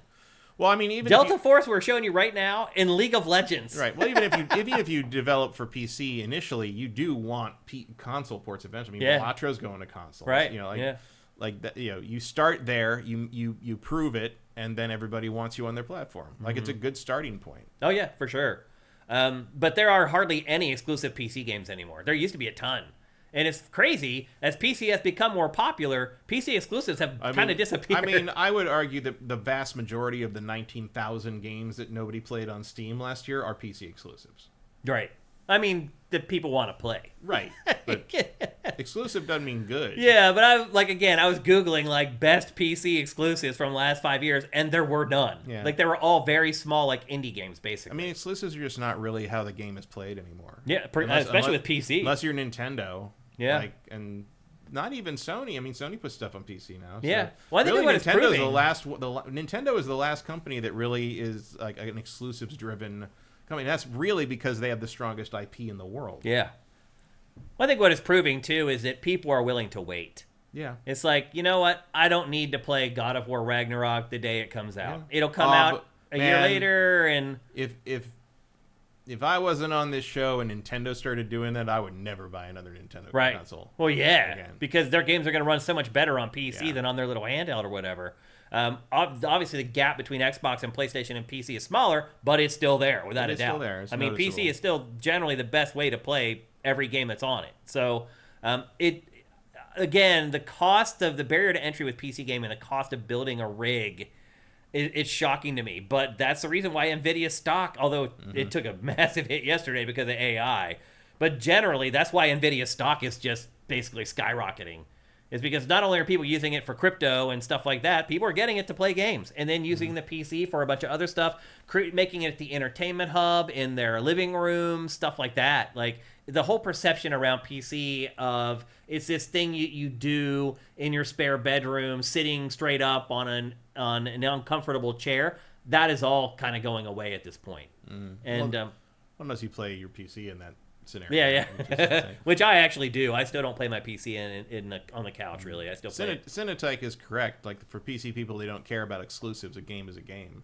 And that's certainly how I look at it. It's like, and it's easy to think that way when you know that 99 times out of 100, just playing it on your PC is going to be, you're getting the best possible experience from it because that's just how it is. Yep. Not that necessarily anyone who plays it on a console is like, worse off, but like, every time I have the question, like, should I go in the other room and play this on PlayStation 5 or should I just stay in here and play it on PC? I'm usually going to just stay and play it on PC because it's going to be moddable or tweakable or easier to deal with, or there's going to be a little more control over how it runs. Like, the relaxation element for me always wins. I'd always rather sit on a couch than sit in a computer chair. I have a very good computer chair. So. Yeah, and it makes a difference. And I have another chair in there I put my feet up on, and I tend to fall asleep. So it's fine. Just like a couch for you. Yeah, it really basically. doesn't bother me. Yeah, no different. But it is crazy to see after all this time to see PC starting to dominate. Yeah, well, it's also because like piracy is just so much less of an issue now. Because it used to be back in the day, back in the 360 days, I remember the developers used to say they didn't even like doing PC versions because basically you're going to lose half your sales to piracy on that. Yeah. And the rule of thumb was whatever you sell on PC, you will sell triple that on all the consoles. Each console. All of them. Yeah. Yeah. And that gap is starting to get shorter. That gap has narrowed significantly. Yeah, but it's still there. Like you'll still generally sell more on your well, at least on PlayStation you will. You will. Or Switch. But you're still giving a slice to Sony, and like you're still having, I know a lot of them have trouble with like, it takes so long to get patches and like address things through those console stores, where on PC you can get it the next day. Certainly it always feels a little better to get that stuff faster on PC. And even against mobile stuff, you see that. Like I've seen more and more like some of the apps I've used on both, usually adapting board games or other things. They tend to put them on Steam. The new like expansions and stuff go on Steam first. They iron out all the wrinkles, and then they put them on the mobile stuff. Early access too. Like while it's gotten a lot better on consoles, you can play a lot of early access stuff on PlayStation and Xbox now.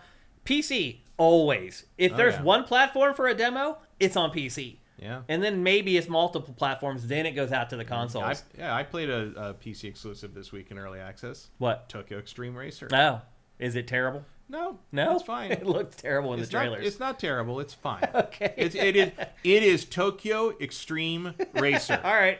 I know exactly what you mean by that. Did you like playing that with the music turned off and your own music on, like listening to music and driving around and wasting time on the Dreamcast? Yeah. Did you like that? Yeah. You can do exactly the same thing in this one, except now there's ray tracing. Okay. That's it. It's the same fucking game. That's funny. With the same weird, turgid dialogue about how, like, racing each other on a Tokyo highway in a Toyota Terreno is the only way to know another man's soul. And, like, upgrading your camber rating and all that, and perks to get your wallet bigger because you can't hold more money until you have enough wallet. It's exactly what I wanted. All right. Fair enough. And I'm working my way up to the RX-8. And it'll be a lot of fun. Costa Kip, thank you for Twitch Prime. That's awesome, man. Cinetike says, for kids playing Fortnite together, isn't PC also easier to be in Discord simultaneously, etc.? Absolutely, yeah. But I don't think kids think about that. They're just going to play whatever their parents buy them for the most part. Retro Modern Gamer says, I played in a PC exclusive this week, GTA Vice City remade with GTA 4 Rage Engine. Mm-hmm. That's the other thing on PC. All that kind of stuff is there, mods. Like and you wouldn't recognize Skyrim. Yeah. When it's modded up on my PC. Yeah. And I go back and I look at it. I'm like, oh, maybe I should play it on console and like just sit on the couch. And I'm like, oh my God, what is this? Like, what did you do to Skyrim? Yeah. Like, no, it's what I did to Skyrim. And it looks like a different game. So it appears that ultimately the PC master race is winning. A little bit. Yeah. A little bit. Yeah, which is fine. Like, I'm glad I have a PC. I prefer to play on a couch, but I feel like that sentiment will probably rotate a little bit once the Switch 2 is out and everybody's playing Mario Kart and Metroid Prime and the new Mario game and there's a new Zelda coming and like Nintendo's always going to be the exception to this because you're never going to play them on PC. So. I mean, you can, but you're not officially. We're not going to talk about that here. But they sure look good. Erebus says the upfront cost of a PC is offset by the cost of games over its life. Yeah. It's just like trying to convince like my mom to get new windows in her house. Yeah, just like it. It's the same concept. Like, Mom, if you don't take the windows, put the new windows in, Kratos isn't going to look as good. Or no, but I'm saying it's like it's like this thing that you do that like it pays off over time. Right. You don't get that immediate like payback from it. The ultimate ray tracing. And try to convince my mom that like you need to replace the windows so that you save $8 next year. I don't have the budget for specular reflection windows, Shane. It's kind of the same concept though. Trying to convince somebody to buy a PC versus trying to get them to do something else. It's like a big investment. So I wish my neighbor would get new windows so she'd stop complaining about how loud my heater is. Because her windows aren't old. You can see the fucking wood around. They're falling out of the fucking frame. No wonder you can hear everything. California, you don't need good windows, really. You can survive. Not for that, but not when my pool equipment is annoying you. Yeah, yep. Although it's been 8 years, you think you'd get used to something. You'd think, yeah. And you'd think you'd also go deaf over time, won't be able to hear it as well. Yeah, it's old, right? If you're expecting peace and quiet in your backyard in the middle of Los Angeles, I feel like you're in the wrong You might city. want to move. Yeah. Yep. So anyway, there you go. PC gaming is blowing up, and either get on the ride or get left behind. Next up, something that I discovered this week is, so first of all, physical games are disappearing. There is data that was released this week that physical game sales have been cut in half just since 2021. Now, part of that was COVID, I'm sure. People couldn't go to stores. They're buying everything digital. Maybe that got them to the place where they're like, I don't need to buy physical anymore. And part of it's also you just can't fucking find them Yeah, anymore. that's the bigger problem, I think, is that they're just not stocking the freaking games. Well, they're partly not stocking them because they're not selling. So I don't know if it's a chicken or egg thing. It's kind of both. I think you're right. I think it's both. People have stopped buying physical as much, and so that's convincing the retailers to not stock them. So my perfect example of this, I got this data, and I'm like, I'm going through this right now. I tried to find Dynasty Warriors Origins, a physical version of that game, for like a week. Nobody had it. If you went to GameStop, you could order it, and it would show up on like February 17th. Same deal. If you went to Target, if you went to Best Buy, if you went to Walmart, none of them stocked it. And I was like, so there isn't a physical version, because that's usually what happens when I think that like they're just not stocking it. Usually it turns out they just never made a physical version. Oh no, there is a physical version of Dynasty Warriors Origins. I got it at a Ma and Pa video game store. So I found the physical version of it at some little dinky game store. You cannot get it at any chains. And I challenge any of you guys to try to find it where you live at a Best Buy. Well, it was Gameplay. Okay. Our local Ma and Pa store that you and I go to sometimes. They had it. I don't think any of those people have children. Probably not. Nobody else has it. And so it's like, well, there's no wonder stores. no one's buying physical games. You can't buy it. Yeah. But that's one of the reasons there's no stores to buy them anymore, because they all went out of business because no one buys them. Yeah, for me, it's like if I don't get code from a company and I have to buy the game, like I prefer to buy physical because I can buy it, I can play it, have it for like a week. I don't keep games really anymore for the most part, only ones that I really, really like. And then I just give it to my wife and I'm like, sell it on your eBay channel or whatever. And she sells it and we get like 30 or 40 bucks back on the game. You can't do that anymore because you can't find the physical versions of the games anymore. And also, like, people have been, like, people I know in the kind of in the game reselling and sort of classic game stuff have been probably like, no one wants to buy those anymore either. Like, the bottom's kind of fallen out of the retro game market now because like people who want those things have sort of either they have everything they want or no one wants to pay the exorbitant prices that have risen up in the the inflation around, not inflation from inflation, but like retro gaming prices have gone crazy over the last like 6 years. Yeah. And like someone I saw a tweet that someone said maybe it's okay if the bottom falls out of the retro gaming market, and it's a picture of some, I don't know where it is, but it's some store, and they're selling, it's like beat the game, learn how the game works, and it's just like a rack of like instruction manuals for like Game Boy Advance games, and they're selling the instruction manual for the first not Dawn of Sorrow, but the one before it, the Game Boy Advance one, whatever the Sorrow, the first one with Soma in it. $40 just for the instruction just manual. the manual, and all the manuals are $20 to $40. I have a copy of that complete signed by Iga. But like a collector place like over at like Frankenstein's would probably try to sell that for like $300. Yeah. But would you sell it for $300? Or would anyone buy it for that? Here's my question: am I better off selling my stuff now or waiting until I retire to sell it? Because I worry that if I wait till I retire to sell it, there will be no buyers. That's very possible. Seriously, like I wonder if like I should just sell all my really rare stuff. Like I have that that Zelda DS cart from E3. Here's the thing. That's worth like $2,000. Like, should I sell that now or should I wait? I think Nintendo stuff will always be okay. Yeah. I would hold on to Nintendo stuff. But like I have an unopened copy of God Hand. Like, should I sell that now? Probably. Yeah. Because I think the people who care about that are our age, and eventually they're not. That's what I'm worried about. Like the next generation doesn't care. They're not going to be collecting retro games. Like, I don't know how long that copy of Rule of Rose is going to be worth that much. Right. I'm worried about it. I do have a sealed copy of Rule of Rose. I have lots of games like that, and I'm like, should I start offloading them now? Like, I don't know. Maybe. I'm wondering. It's hard to compete with the convenience of digital. Right. And if and now we've got the tariff thing. He wants to hit Mexico with 25% tariffs, and let's not forget, 95% of video games are made and packaged in Mexico. So now physical is really going away. And so here's my question on this: if that happens, and like, look, a 25% tariff doesn't mean the price is going to go up by a quarter. It means it's going to go up by like 50%. Right. Because it's not just that you have to pay for this, and then you got to go through. Like if you put like a 12% or like a 10%, 15% tariff on like a shoe that costs like $20 normally to bring in before the tariff, and then like Nike's selling it for like $80 at the store, you're probably going to end up with that costing about $140 at the store at the end of the chain, because everybody's got to make up what they had to pay more for. Yeah. And so you're probably talking about $100 games at that point. And if that happens, do you think, because I don't know, I don't have an answer to this question, do you think that the retail brick and mortar chains, that Walmart and these, do you think they still have enough clout to force the companies to match the retail prices with digital? No. I don't even know how GameStop is still in business, Matt. How are they still open? What are they selling? They're not selling enough Funko Pops to keep those stores open. You wouldn't think. I mean, what the hell? I went into one. I hadn't been in a GameStop in forever. I went into one over the Christmas break. The legacy says cash out. Tariffs are going to kill physical. Okay. Well, tariffs don't apply to your private collection of rare things, so I don't know. But Retro Modern Gamer says if you watch Pawn Stars, they have an issue where people bring in old stuff that people no longer have a clue what it is. Yeah, that's true.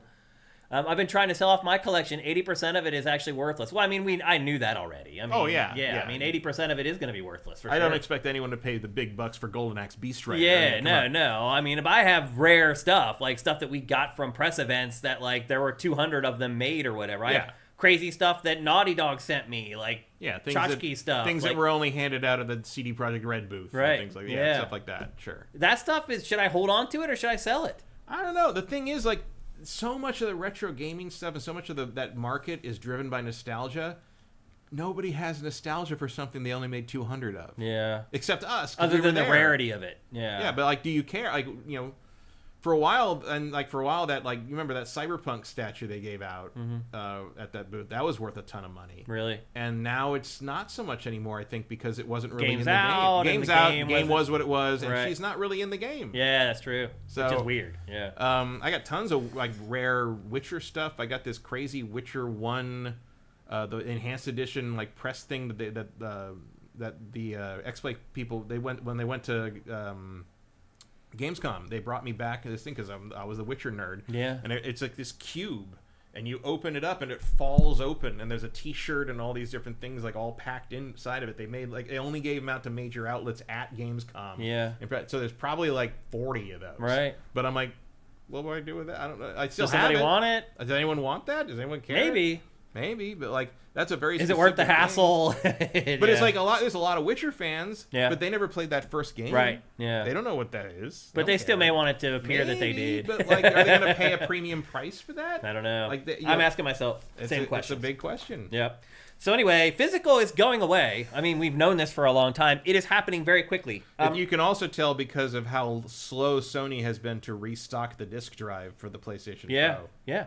It's down 85% since the peak of physical sales in 2008. 85% from 2008.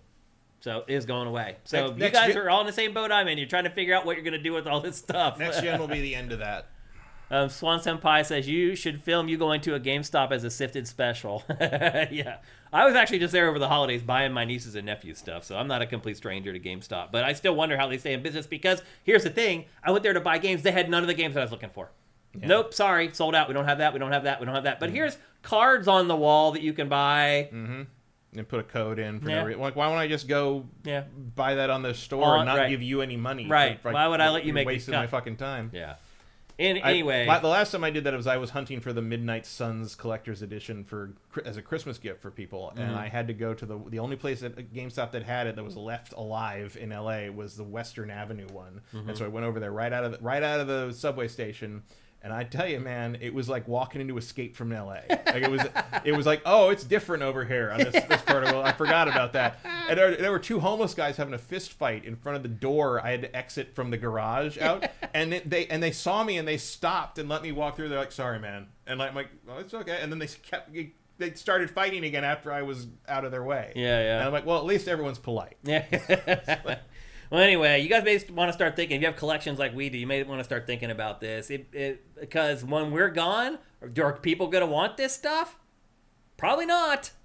Yeah. I mean, anyway, it's something I got to think about. You might want to make a list for your next of kin about which stuff is worth selling. Seriously. I mean, I've done that for my wife, actually, already. Actually, I told her to contact you. I'm like, if anything ever happens to me, I'm like, don't just sell all my crap. Right. Talk to Matt and let him tell you what's worth actually, like, selling. So hopefully you never get that call, but maybe someday you will. All right, let's move on. Our last topic for this episode, and really this is just a personal topic that I wanted to touch on because he means a lot to me, and that is that the CEO and founder of Insomniac, Ted Price, he retired this week. Earned it. He has earned it. I wish I could be so lucky to be his age and retire. But he sold Insomniac to PlayStation for $200 and some million many years ago and continued working because he loved the work. Ted is the first gaming executive that I ever really came in contact with when I joined the industry. So when I got my first real job in the industry, other than my site I was working on, when I started working at GameSpot, I had to pay my dues and show that I could do the job before they would send me out to do the really fun stuff. And finally, they sent me to like some really crappy stuff. I had to review all the bad games.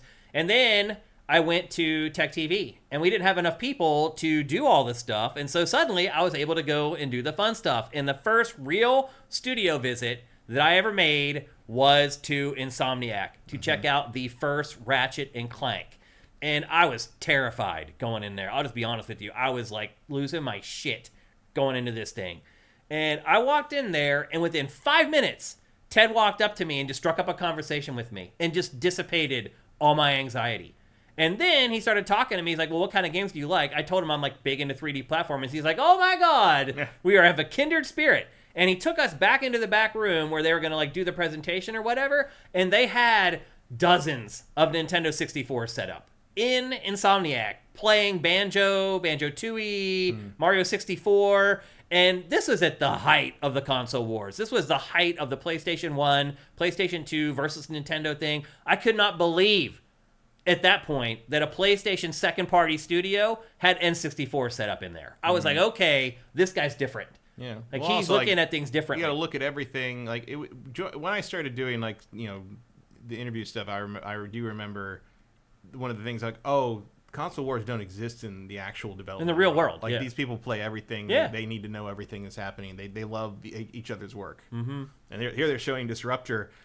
Ted is a real one. I mean, it goes back to the beginning with him and his co-founders. They had to code Disruptor, their first game on PS1. They had to write it out by hand in printed out spreadsheets and then input it into the computer. Like they didn't know how else to do that, and then they presented as a demo to Sony, and they're like, "How did you do this?" They're like, "Oh, like they didn't even have a proper compiler." Like, crazy. Like he started in the trenches, and he came up out of he knew what it was like to have to code everything by hand, and he never forgot it. And that also. Damn, that company had good muffins. Yeah, like the breakfast at Insomniac was the best reason to go interview over there for things. From that day forward, Ted and I I wouldn't say we were close, like bros or anything, but he and I stayed in touch the entire time. No matter where I worked, no matter what I did, who I was working with or for, Ted and I stayed in touch with each other. Mm-hmm. And he's just been a great colleague of mine, a great mentor of mine. He ran his company the right way. Don't forget, like back in like 2016 or 2017, the beginning of the video we showed you was him standing up for the immigrants who worked at his company. Mm-hmm. He to me is the epitome of the game executive. If everybody were like Ted Price, this industry would be in a much, much better place than it is right now. Yeah, I wouldn't say he's the epitome. He's sort of the odd one out in some ways. He's the shining light on the hill of what you would hope to have. He's a solid ideal of what an exec should be, but isn't most of the time. Yeah, and it does make it a little hard. And don't forget, it is Insomniac is routinely voted one of the best places to work in America. In America, yeah, and I think that is largely due to how he insists it be run. Yep. And he's very good at recognizing talent. I certainly know one of the animators who joined them basically almost out of nowhere. There's journalists that work there. They still work there. Yeah, lots of them. Brian Intihar, who's now like the head of like Spider-Man. Yeah, Jess. Yeah, Jess was there. And the guy I met who was the animator on Spider-Man and stuff, and he was the guy who did the turtleneck. Yeah. He said basically he started as like a lowly animator, and Ted specifically recognized his work and was like, we need to move you up because you're very good at what you do. Like, even that far in, that long into it, Ted was actively looking for the talent and finding the people who would, regardless of what level, and that was also one of their things is like nobody gets credited higher than everyone. Insomniac credits are always alphabetical. Yeah. Yep. Which when your name starts with a P is a significant thing to give up. For the longest time, the only studio, and probably even still right now, the only development studio I'd probably work at is Insomniac. Yeah. That would be my first, but a lot of people's first pick, I think. Yeah. And I do always remember.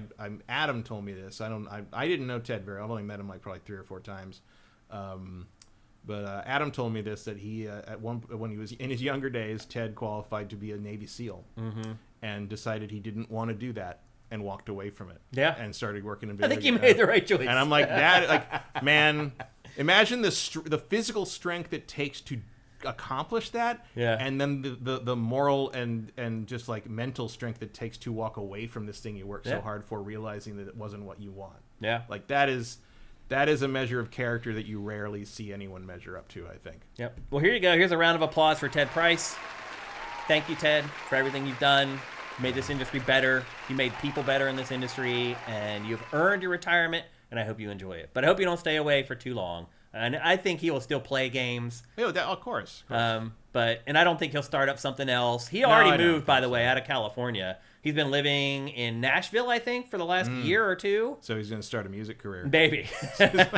And I don't think that was public knowledge, but now that I know he's retired, I feel comfortable sharing that. But yeah, he hasn't lived in California for a while. I think his wife's family is from there, and so he moved to be close. Anyway.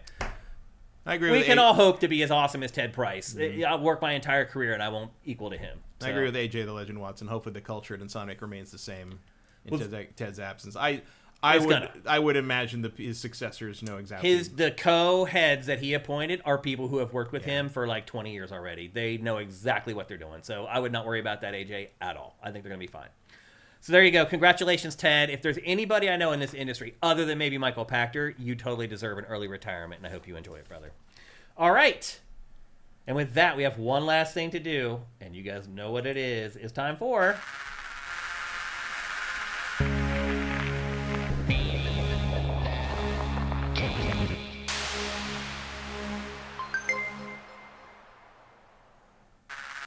That's right, Sifters. It's time for Name That Game, where I show you 5 screenshots from a video game, and you try to guess the name of the game before this dude right here, Matt Keil.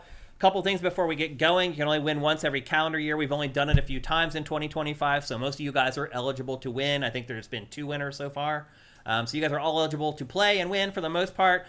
We put the chat into slow mode, so if you are trying to just guess the game, don't. You're going to lose. You're going to fail. You can only put in one thing in chat every 60 seconds, so don't just spam the chat with a bunch of random game titles. And then the final thing is, please, I hope that you enjoy PC games or play PC games or have somebody you can give a PC game code to, because if you win, you get a free PC game. That's how we roll here for Name That Game. And I should also mention, by the way, that this is the last Name That Game for a while.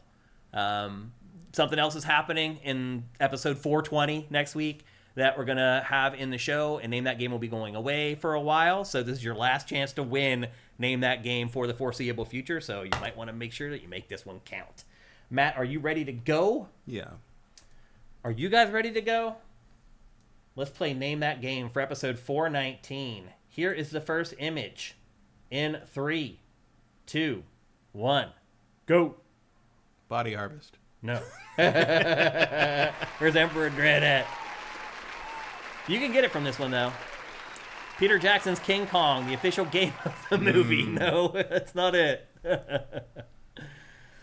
Alan Wake 2, no. Fuse, no. AJ the Legend chose Fuse for Insomniac. That's great, man. Good job, AJ. Horizon Zero Dawn, no. Diablo 4, no. Fear, no. Draylock's pulling out the fear. Body Harvest denied forever. Nope, not forever. Someday. Skyrim, no. Shadow of the Tomb Raider, no. Diablo 4, second guess of that, no. Oh! He got it! Dude, that is insane. Swan Senpai got it. It is the medium. Holy crap, man. I thought you were going to bed. Dang. Got a Gambler's got it too. I think he did. I don't think he's piggybacking on Swan Senpai. Wow, that's incredible. I knew people could get it because of the red fern. The red ferns. Yep. Yeah. And I put it in there. He knew where the red fern grows. Here's the other 5. Here's image number 2. Here's image number 3. And you can see her hand there in the top right. Here's image number 4, which if you don't know what that is, you probably haven't played the game. That's the big facility they go to very early on in the game. And then here's the final one, which you definitely would have given it away because I actually show you the dual worlds there of the medium. Swan Senpai, great job, man. I'll give you another round of applause for that performance. Hot dog. That was damn good. He says, I jumped on my phone for Name That Game. I don't know what that means. He said he was going to bed earlier. Oh, gotcha. Wow. Well, that was worth it. You ended up winning yourself a free game. That's freaking awesome, man. Swan Senpai, you can send us a DM right here on Twitch at twitch.tv/SiftedGames. You can send me a DM on Sifted if you're there. I'm at Shane there. You can send me a DM on Twitter, whatever. You know how to get at us. Just hit me up, and we'll get you your free game, and we'll go from there. So Swan Senpai wins the last Name That Game for the foreseeable future. Congratulations, brother. Nice job. And that's going to do it for GameFace episode 419 here on Sifted Games at sifted.net. A reminder, we are supported 100% at patreon.com/sifted. In fact, I'll bring that up right now so you can see it. If you don't see money there, we're probably not getting it, although there are other ways you can help us if you don't have money. One, you can just like the show, subscribe to the show, leave a comment about the show. All that stuff works great. That would be awesome. Also, you can help us out with Twitch Prime. If you're an Amazon Prime subscriber, you can give us a free $2.50 every month. If you're watching on YouTube, just go down below into the description. There are step-by-step instructions on how to do that. Once you connect your accounts, it takes maybe like 5 minutes. After that, it just takes 3 seconds, literally, to give us $2.50 every month. In fact, Matt, I finally just set a calendar in my phone to give myself my own Twitch Prime. And it is accurate. Like, I thought people were saying, like, it's staggered, and if you set, like, a calendar, it doesn't work. It does work. So I finally set it in my calendar, and every time I go, when the alert goes off, I go in there, and I'm ready to renew. So a lot of people do that to make sure that they're doing it every month, because you do have to re-up it every month. That I know it's really annoying and a pain in the butt. So anyway, please do all that YouTube stuff. Like it, ring the bell, comment, even if it's just to say awesome show. All that stuff makes a difference. We'd appreciate it very much. You guys have a great week, and don't forget, this is the first week where we have sort of the new model, where we're going to have a review and a preview that are much better produced. I hope you guys like it and I hope you guys appreciate it. But until then, have yourselves a great week. GameFace is up and out.